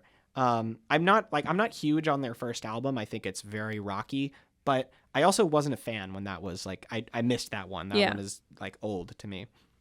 I became a fan during the Dream Is Over era, and I think that album is near flawless. And then Morbid Stuff dropped, and that album is also near flawless. Okay. And this one, they're making some choices here that I don't know that I'm super fond of, because so far the singles have been good. They've been good, but they haven't blown me away. I like the Robot Love Song, the name that I forget. And it might just be called Robot Love Song. Yeah. I like that song. I like it. And then I like Waiting. I like the hook on Waiting, but the rest of the song doesn't really do it for me. But like a good hook will make me like a song. Yeah. This one just, it feels meandering in a way that like really driving punk shouldn't. Yeah. And it's almost like they're downplaying the punkness. It's a little more poppy. Yeah. Like pop punky. It felt almost emo to me. Yeah, definitely. They are a pop focused band. These guys, okay, sorry to quote Pitchfork, you're going to kill me, but in the Pitchfork review for Morbid Stuff, they described my favorite song on that album. What is the name of the song? I hope you're doing fine on your own. See you at your funeral. Okay. That's my favorite song on that album. And they describe that song as sounding like Max Martin with gang vocals. And yeah. Like these guys can write a fucking hook. Like some of the best hooks in punk. And it's just it just isn't bringing that. Like, I don't know. Which is a bummer. Almost in the way of Shamir, where like it feels like you're intentionally not playing to your strengths here. Like you're trying to do something different, but like you can do something different and still employ your talents. Yeah. I'm just not a huge fan of Pup in general, sadly. I wish I was, but they just don't tickle me. I'm sorry. Have you heard The Dream Is Over? No. You should listen to The Dream Is Over. I listened to Morbid Stuff and I was like, man. I really like Morbid Stuff. I don't like Morbid Stuff as much as The Dream Is Over. Okay. Kids. I'm surprised you don't like Kids, just because the lyrics of that song are so good. For punk, I'm mostly looking for instrumental. All right. Yeah, I don't know. Mostly for punk, I end up going to old punk. You should check out a whole lot of new stuff. The Coast from their album The dream is over. Also, Pine Point is amazing. Okay. That song, Pine Point, is so I'll good. take a look. Next up is Alex Cameron K-Hole, which is I'm a big Alex Cameron fan. So this is one I was personally disappointed by. Oh, this is my first Alex Cameron song I've ever heard, and I really liked it. If you like this, I think that you should listen to Forced Witness. Okay. That I think is his best album. Mm-hmm. His last album was more autobiographical, which is also good. There's one song off that album, what's it called? Oh, Far From Born Again, Mm-hmm. which is about sex work, and it's really good. It's a cool title. But this one, it felt like it was a return to form of the sound on Forced Witness. Mm-hmm. Did not hit for me as much. Because normally his lyrics are just so smart and I like thought they were really funny on this one. they're much funnier on Forced Witness. That album makes me laugh out loud. I thought the lyrics on this one were really funny. I have to find what the hook is because he rhymes a-hole with k-hole. Oh yeah, which is funny. So funny. But there's one song, because on Forced Witness he's doing almost a similar thing where he's a washed up celebrity. That's the one that we were talking about last week. But his descriptions of things are just so funny on that album. Like he talks about trying to impress a woman because he can't get ripped, so he steals a car from the used car lot to impress her and like takes it back. And just the way that he describes things is really funny. I'm reading the lyrics on this song. It's so funny. There's so many bits that I forgot about. I might call the mental health hotline just to ask for a good time. Yeah. He wants to have phone really sex with the lady on the suicide hotline. Yeah. That's so fucking funny. You need to listen to more of him. He's hilarious. It might appear like I'm driving straight for the moat. Oh, baby, it's one of those cars that turns into a boat.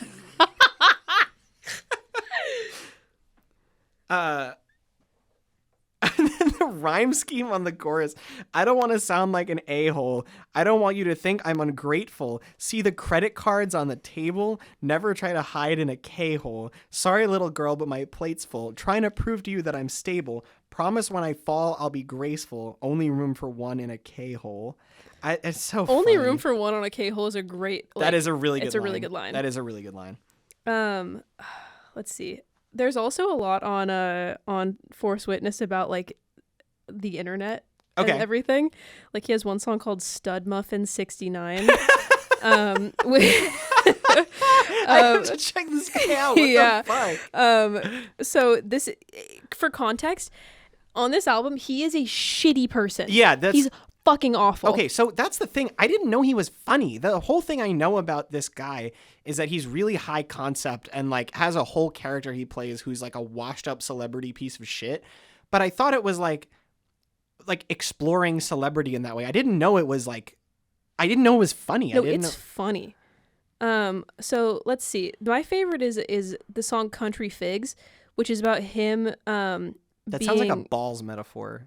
It's a play on. Do you know Steven Crowder? I do. He makes regretfully. He makes a shirt called like Communist Figs, which is supposed to be like a play on the F slur. So it's a play on that, and it's talking about how he's homeless and he's looking down on other homeless people for being homeless because he's got to stick up his ass. So the verse 2 says, the worst part about being homeless is waking up from a dirty wet dream with a lap full of cum and a head full of steam. Oh my God. Yeah. And he says, Sir, I'm stuck here in the city where the people all speak like pigs. Don't need their pity, need my country figs. Like, it's a lot. Oh my Lord Christ. Yeah, so he does not hold back on that album. I definitely recommend it. It's a good album. Maybe this one just needs to grow on me more. I haven't listened to any of the other singles off of Oxy Music. Very funny title of the album as well. It's funny that he's talking about Oxy on the title, but then he's also on ketamine on this song. I hope that he's just like running down a list of different drugs he's on. He really might be. He's so fucking funny. The third song, another single, is called Prescription Refill. Oh my God. That would be actually fucking hilarious if that was the concept of this record. I think it might be. That's so funny. All right. Wait, but also I didn't even realize it's Oxy Music, like Roxy Music. Oh yeah. That's so funny. Oh my God. I want to strangle this guy. I've never even met him. But like in a good way. Yeah, I like Oh this my song God. a lot. I I think he's a funny dude. Speaking of funny, Scene Queen Pink Rover. this song is apeshit. It's very funny. It's so funny. Speaking of, I was talking about boner before. Yeah. And put a knife put under to his his- boner. cut it. Yeah. And then, like, I think this song could have very easily been really cheesy, Yeah. but the metal feels real. It like does. it could there like you could do a song like this and it sounds like you are stealing from metal culture, or like it could just sound really shitty. Yeah. And it doesn't. Like, she commits to the bit. It is so fucking good. The lyric where she goes, "Touch me again and I'll fucking scream, covered in blood, just girly things." It's so good. So good. This song's so funny. This song, I think, popped off on TikTok this week. Really? Is why, like, it was shown to me. I don't know if this got our mics cut out for a second. Not great. But shout out Raz from Music Motel Discord server for putting me onto this. Mm-hmm. He literally, so we use the thread system. I use the thread system. Mm-hmm. Nobody else uses the thread system. I make, like, whenever anything comes out, I like put a link to it in the thing, and then I put a thread. And Raz dropped this in the thread, and he made a thread for it, and it was just like, usually I make it like the title of the artist. Like, I'll say like Sufjan Stevens thread. Yeah. He just made the thread title, "What the fuck is this?" Like, it was so good. It made me laugh. A song is so good. Like, this is a compulsively repeatable song. Yeah. Like, once I've heard it, I want to rewind it and listen to it again. Speaking of "What the fuck is this?" the Jack White single. Oh my God! What are Heidi you doing? What is Jack, this? what are you doing? I literally said my notes say super interesting, good. What the fuck is happening? You like it? I kind of do. I think this is shit. I don't know what he's doing. It's weird. His guitar sounds like he's farting into the mic for like a minute straight, and then Q-Tip. Why is Q-Tip there? Okay, A, why is Q-Tip here? B, Q-Tip, what are you saying? You're saying nothing. I think on I this like song. it for how stupid it is and It's how absurd so it is. Dumb. So the narrative around Boarding House Reach, Jack's last album, has 180'd so hard in the last few years, because when it came out, people were like, "What the fuck is going on with this?" And then people are like, "Oh, it's genius." I never moved past that first stage. I've tried so many times because I love the White Stripes, obviously, and then I fucking love Jack's album Lazaretto. Mm-hmm. That was one of the first albums I bought on vinyl ever. Okay. I was like 14. I bought Arctic Monkeys AM. I bought Jack White's Lazaretto. I bought Air's Talkie Walkie, and I got Blank Mass's Dumb Flesh. Those were my first 4 albums. Nice. I was a fucked up little kid. Yeah. But I love Lazaretto. I think that album is so good, and like, I'm not going to play into the narrative that White Stripes were like shackling Jack White, because that's such a fucking annoying thing. Like, Meg White was not shackling Jack White. That's like the most bullshit, misogynist, annoying take in the world. But I really like how Lazaretto is able to let Jack like be a little more traditionally like guitar hero. Like, he's definitely playing up like his guitar virtuosity on that record, and it sounds awesome. Like, it's such a cool album. And then Boarding House Reach is just like, I'm going to rap. Okay. I'm going to rap just because. Am I crazy in thinking that this song sounds a little bit like a shitty Gorillaz song? No, I would describe Boarding House Reach as kind of a shitty Gorillaz album, honestly. Because that was what I was thinking of. I was like... I say this as Gorillaz are my favorite band ever. Okay. Gorillaz Plastic Beach is my favorite album of all time. And this sounds like shitty early Gorillaz. This is like old. This could be on like G-sides or something. That was like my first thought. I was like, whoa. Yeah. Why hasn't Jack White been on a Gorillaz song yet? Why has that not happened? Has Q-Tip been on one? I don't think so. He also could have been. Get on it. You said has Q-Tip been on one, and my brain went to Go by the Chemical Brothers, which Q-Tip is on. Oh, okay. That's a banger. I think it's interesting. I think and I want to see what the rest of the album sounds like. It could either win me over or not. So I liked the first single to this album is the thing. So he's dropping 2 albums this year. And he's got singles out for both of them. Like, he's running the campaigns for both of them in like parallel. Yeah, which is weird. An interesting move. I think that's cool. And I like the first single for this album. I forget what it's called, but I was into it. Um, And then this one's a return. this one to is form like, from the other album. And you're excuse like, what? How do these fit on the same thing? Yeah. Like, the first thing I thought of when I listened to this track is, oh, it feels like he's trying to get out of his record contract. And then I remembered that he owns his record label. So I was like, no, you're just doing this, huh? He's just trying to bankrupt himself. I guess. I don't know, man. Oh this my is a God. bad song, in my opinion. I need to listen to it again. I think I listened to it once and I was just overwhelmed The by it. amount that guitar sounds like a fart at the beginning is like, what are you doing to this guitar? Oh my God. Yeah, no, I went and I listened to this. No, I listened to it once and then I listened to it again. And my first listen, I was like, this is awful. And then my second listen, I was like, am I missing something? So I think I might have just been looking at it with like, through like, this has to be somewhat okay. I don't think we said the name of the song is Heidi Ho. Yes. And on the song he goes like Heidi, Heidi, Heidi, Heidi Ho like 5 million times, and then he gets Q-Tip doing it too. It's like, I hope you got fucking check I was for about this. to say, Q-Tip. how much did you pay Q-Tip to have him do this? He just destroyed all of his street cred. So funny. Are you kidding me? This only bolsters it. He can You're- Q-Tip can do whatever the fuck he wants.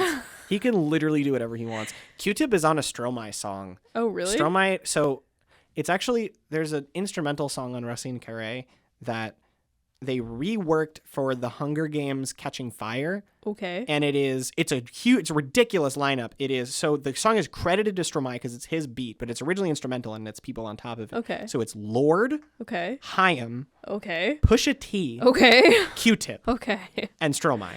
Weird. It is a fucking banger. It's called Meltdown, and Q-Tip on that song is so good. His verse is so good. Like, that's the kind of thing that, like, if this was bad, Q-Tip doing a song for the Hunger Games Catching Fire could totally lessen what he's said. He's like, all his work with Tribe like could go completely out the window if you do a song for this fucking stupid blockbuster movie, but somehow he gets out of it unscathed. And like, I feel the same way about this. Like, I think this song is bad. It doesn't make me like Q-Tip any less. Like, he's fine. He's just vibing here. Yeah, no, this is, I want to know more. That's the way I'm coming out of this. I just want to know more. Speaking of good verses, I think that the Denzel Curry single is very good. Ooh, flames. I liked it a lot. Flames. And I don't listen to any slowthai like separately, but I really like him on features. I need to listen to more of him. You should definitely check out his album Nothing Great About Britain. Okay. Because like, people pick him for features just like that's what his music sounds like. Yeah. He's got such a distinctive voice. Yeah. And presence and personality. Like, this is like not in his pocket. This song, like, him being filtered and only on the hook, he's got such a big personality that, like, he almost feels underutilized here. When the beat, just to be clear, I like his presence on the song, and I think the song works, but I think there's an alternate universe of this song where the breakbeats kicked in and slowthai just went insane. Yeah. Like, I think there is a version of that song that exists on a hard drive somewhere. I liked the change in the beat. Curry on the breakbeats is like, huh? Yeah. Huh? It's a very cool single. Yeah. I like it a lot. I think this album is shaping up to be like maybe one of the best rap projects this year, because the last one, Walkin', is also crazy good and has a really cool beat switch. I'm all in for Denzel. I love him so much. Yeah, this is cool. I'm really into it. Yeah. The song is Zatoichi. Yeah. Yes. Gene Dawson, Porn Acting. I like this song a lot. This is one that I had to wrap my head around. Yeah. I wasn't quite sure if I liked it or I hated it the first few times I heard it. And I think that as soon as I stopped taking it like super seriously, I enjoyed it a lot more. The lyric, fake my death, Tupac myself, is very funny. Yeah. Gene is... So this song in particular, more than a lot of others, he's like taking genres and just putting it in a blender and pressing the button. Yeah. And like, this is what comes out. Normally, I'm not a huge fan of like anthemic choruses like that. Yeah. But I think that this one, because it was... His vocal delivery on the chorus is so fun. It's so good. It was good. And he definitely grimed it up a little bit. Oh, yeah. Because normally I don't like how clean those come out, like more anthemic shit. But I thought that he did a good job of still making it sound down to earth. Yeah, I think Gene is like this is kind of a cliche thing to say about him, but I think he is one to watch. Like I think his profile is going to rise. It already has gotten way bigger. I think his profile is just going to rise and rise and rise. Yeah. Yeah. If you like accessible rap rock fusion, but like not like rapping over rock beats or singing like this isn't fucking Mario Judah. Like that's not what's happening here. It is a very, very direct fusion of rap and rock. Not even like in Rage Against the Machine style. Like it is taking very even influence from both sides of hip hop and rock and like putting them in a fucking blender. Like it is, if that sounds cool to you, and you can dig like anthemic choruses and very cool conceptual music videos is another thing he does really well. I think you will probably like this a lot. This is going to be a really weird comparison that I'm going to make that is divisive. Take me on this ride. So deserved it. You probably are going to say that for what I'm about to say. You know White Men Are Black Men Too by Young Fathers? Yeah. So you know how that album, there's not across the whole thing by any means, but there are some that are much more like easy, like rock, R&B rap songs. I feel like Gene Dawson kind of reminds me of if one of those guys made a song for fun with none of the politics and none of this like grandiosity of their music. I could see that. It's been I think we've talked about this before, but it's been a really long time since I listened to any Young Fathers, and I didn't like it the first time I heard it. I adore Young Fathers. They're probably one of my favorite groups ever. It's been a long time since I heard them. I'm definitely due for a re-listen. I really think you should, because I think that White Men Are Black Men Too is, I think, a near flawless album. The artist, awesome. The artist I can point out that this song reminds me of most, who's like current right now, is Tizo Touchdown.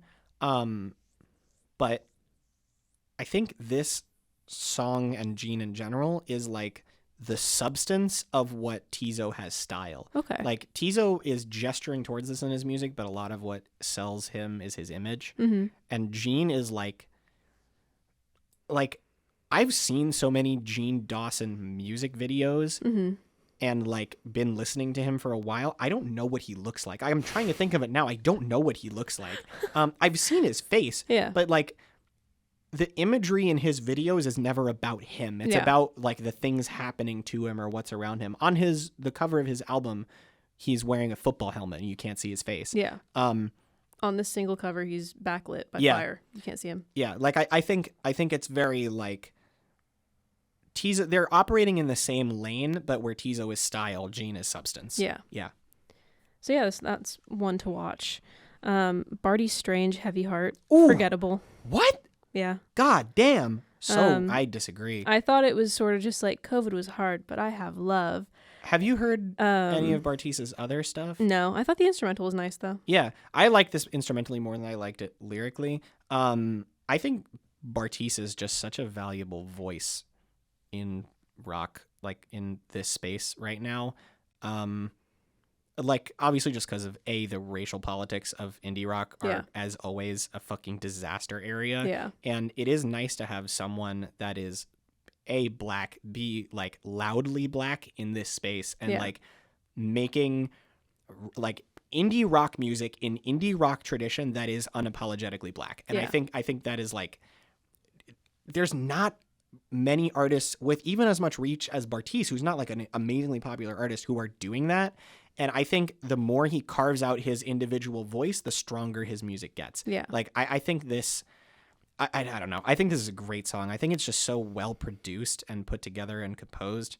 And the hook is stuck in my head as we are talking. Just like my dad. It's in my head as we're speaking. I really, really loved this song.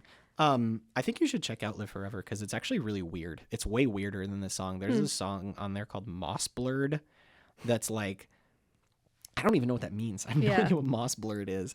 And one word, MOSSBLERD. Oh, okay. And it sounds like somebody is like gargling in your ear. It's like all like synthetic texture. It is bizarre, very strange. But also there's like really driving, like Arcade Fiery indie rock tracks on there. Like fucking Boomer is such a good song. Oh my God, that song slams. I think I will take a look. I think he's just really good at making cool anthems. Yeah. This next one, our last single, is divisive. Ooh. Did You Find the Money Farm by Bruce Lee Band. Well, Divisive. And so, because I wrote bad period, ska period, bad because ska period. here's the thing. I was all hyped up to like argue with you about ska on the podcast. And then I didn't like this I song. preemptively win the ska debate. But like this song is like, this is like the brand of ska I don't really care for. And what brand of ska do you care for? Most of them. This one is not beat heavy at all. Like it just feels limp and noodly. It's like a little goofy. What, you like your ska turgid? Like, what do you? No, like I like it like heavier, like crazier, wilder. Fucking like even like Real Big Fish is crazier than this. Just the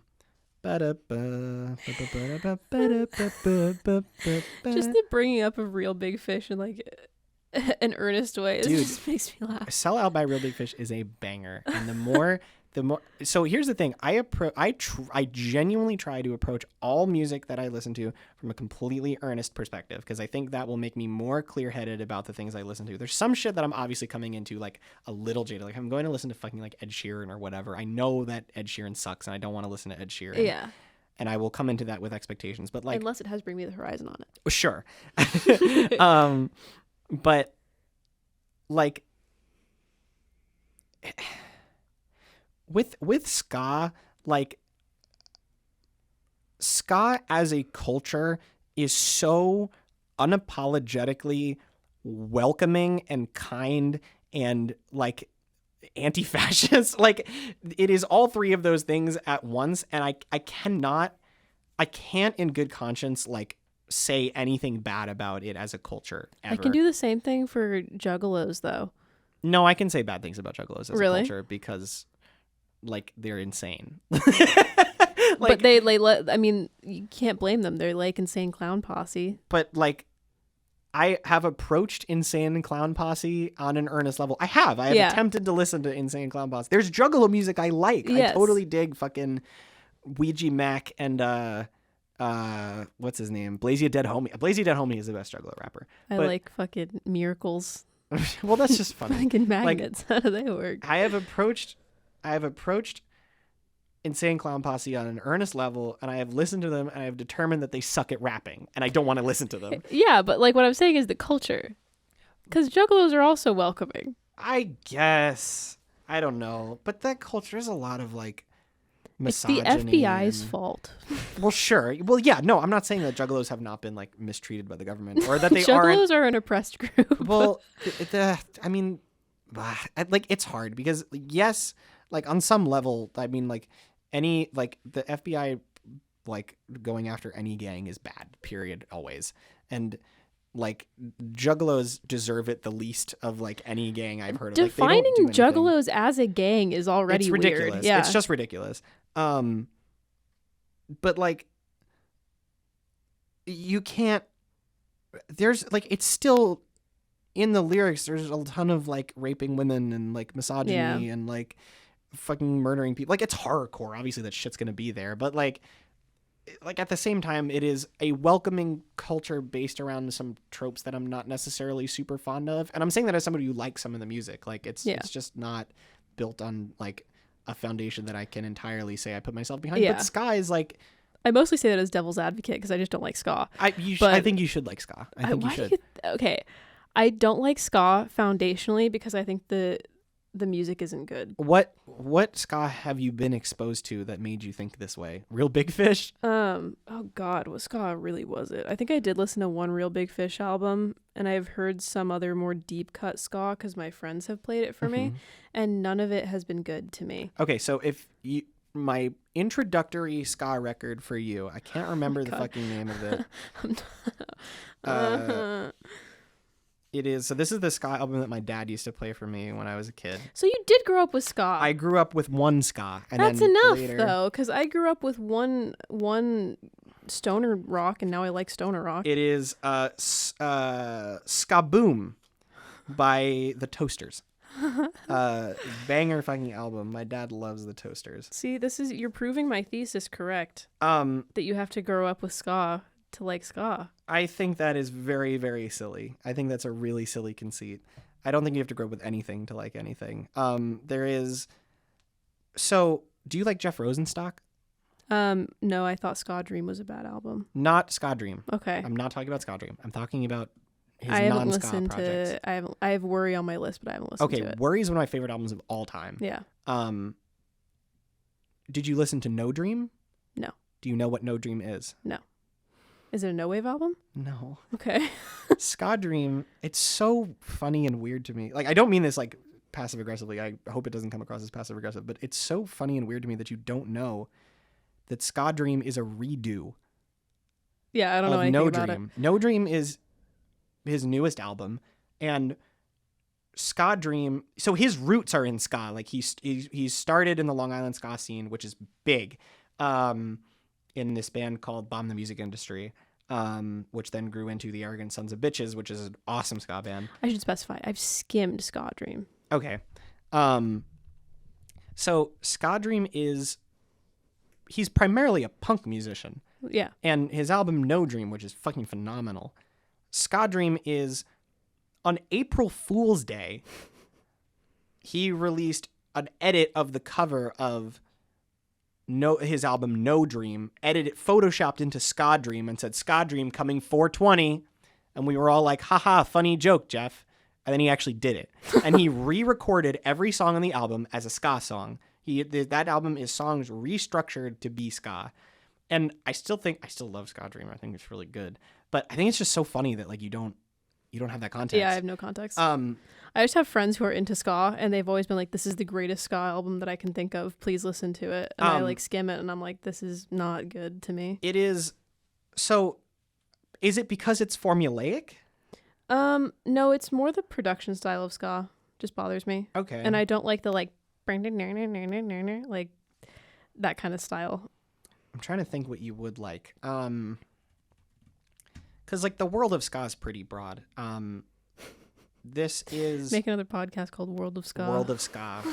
I don't know. I feel like I can't even properly debate my own position in this because I don't have enough ska experience. But I just know that like when I hear ska, I like it. Funny sound good. Yeah. The Infested is this band that I love. That is like borderline hardcore because ska initially comes out of reggae and hardcore. I like that this singles portion has become ska lessons with Sophie. Yeah, so it's born out of reggae and hardcore. Do you like Bad Brains? I haven't listened to any of their stuff. Okay, you should listen to Bad Brains. Classic punk record. Their first album, they're self-titled, is fucking classic. And that is a much more direct fusion of reggae and punk. But like it comes out of the combination of those two scenes, right? So there is really vicious ska, like there exists ska music that is really vicious and hard and like punishing, but still has like a brass section and like reggae influence. It's just there's a lot going on. Like ska can be a lot. Yeah, no, the Infested, I forget what the album is. It's like it's a very DIY album cover. It is called Myths, Lies, and Hypocrites is the name of the record that I love. And if you want proof that ska doesn't have to be silly all the time, that is your record. The album is fucking awesome. Album rips front to back. That album is hard. So as you're fuck. Trying to make me into a hip hop head and a ska enjoyer. I'm just trying to broaden you, you know? Because I'm broad, just not in the areas where you want to me be broader. You just don't want. You want me to be broader in your way. That's true. That's true. Is the same not true of you for the Caroline record? No, I don't. I think that there are definitely people who could live their whole lives without hearing the album and be fine. I mean, I think there are people who could live their whole lives without hearing a ska record and be fine. Like, it's pretty niche, but I mean, I think it's niche yet accessible. I don't think it's like a super out there thing to get into. I will turn you into a hip hop head though. That will happen. I'm cool with that. I would like that. I've been trying to do that for like 4 years. It'll happen. It's just a very slow process. We'll find stuff. And I'm saying this now. It's because I didn't hear a hip hop song until I was in like a sophomore year of high school. That's hilarious. Yeah, I grew up so white. That's really so funny. Incredibly white. I mean, I did too. Like, like we have more similar backgrounds than I think you think. But except I had zero ska. Yeah, except you didn't have any fucking ska. I had no ska. What is this podcast even worth? I had no ska. I had only flipping the fucking table. I had and Britpop, stoner rock, and punk.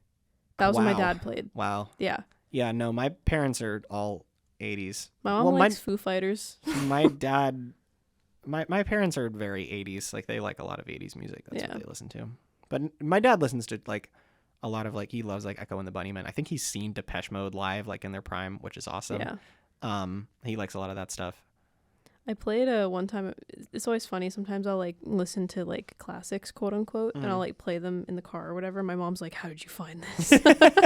Like I played a Mystify by NXS, and she's like, "How did you know that this existed?" I was like, "It's not that obscure." It's on Spotify, Mom. It's on Apple Music, actually. Yeah, I think that's about all I have to say on that topic. Yeah. We're about to hit 200 minutes on our recording. It's because we're based. We also did pick 9 albums. Yeah, we picked a lot this week. And a lot of very juicy singles. It's just been a juicy couple weeks. It's been a juicy couple weeks. Yeah. And it's going to be a juicy weekend at Savannah Stopover. Oh, yeah, I will. I'm very excited to see Soccer Mommy. We can do a little discussion about all of that next time. Yes. All right. This has been Hot on the Presses. We are still hot. And still on the presses. So true. This has been Megan. This has been Sophie. And we'll talk to you guys in the next couple weeks. Peace out. Peace out. Bye-bye. Devrais-je dire putain? Mais oh, laissez donc ma maman. Oui, je sais. C'est vrai qu'elle n'est pas parfaite. C'est un héros. Et ce sera toujours fièrement que j'en parlerai. Je suis un fils de pute, comme ils disent. Après tout ce qu'elle a fait pour eux, pardonne leurs bêtises. Oh chère mère, ils te déshumanisent.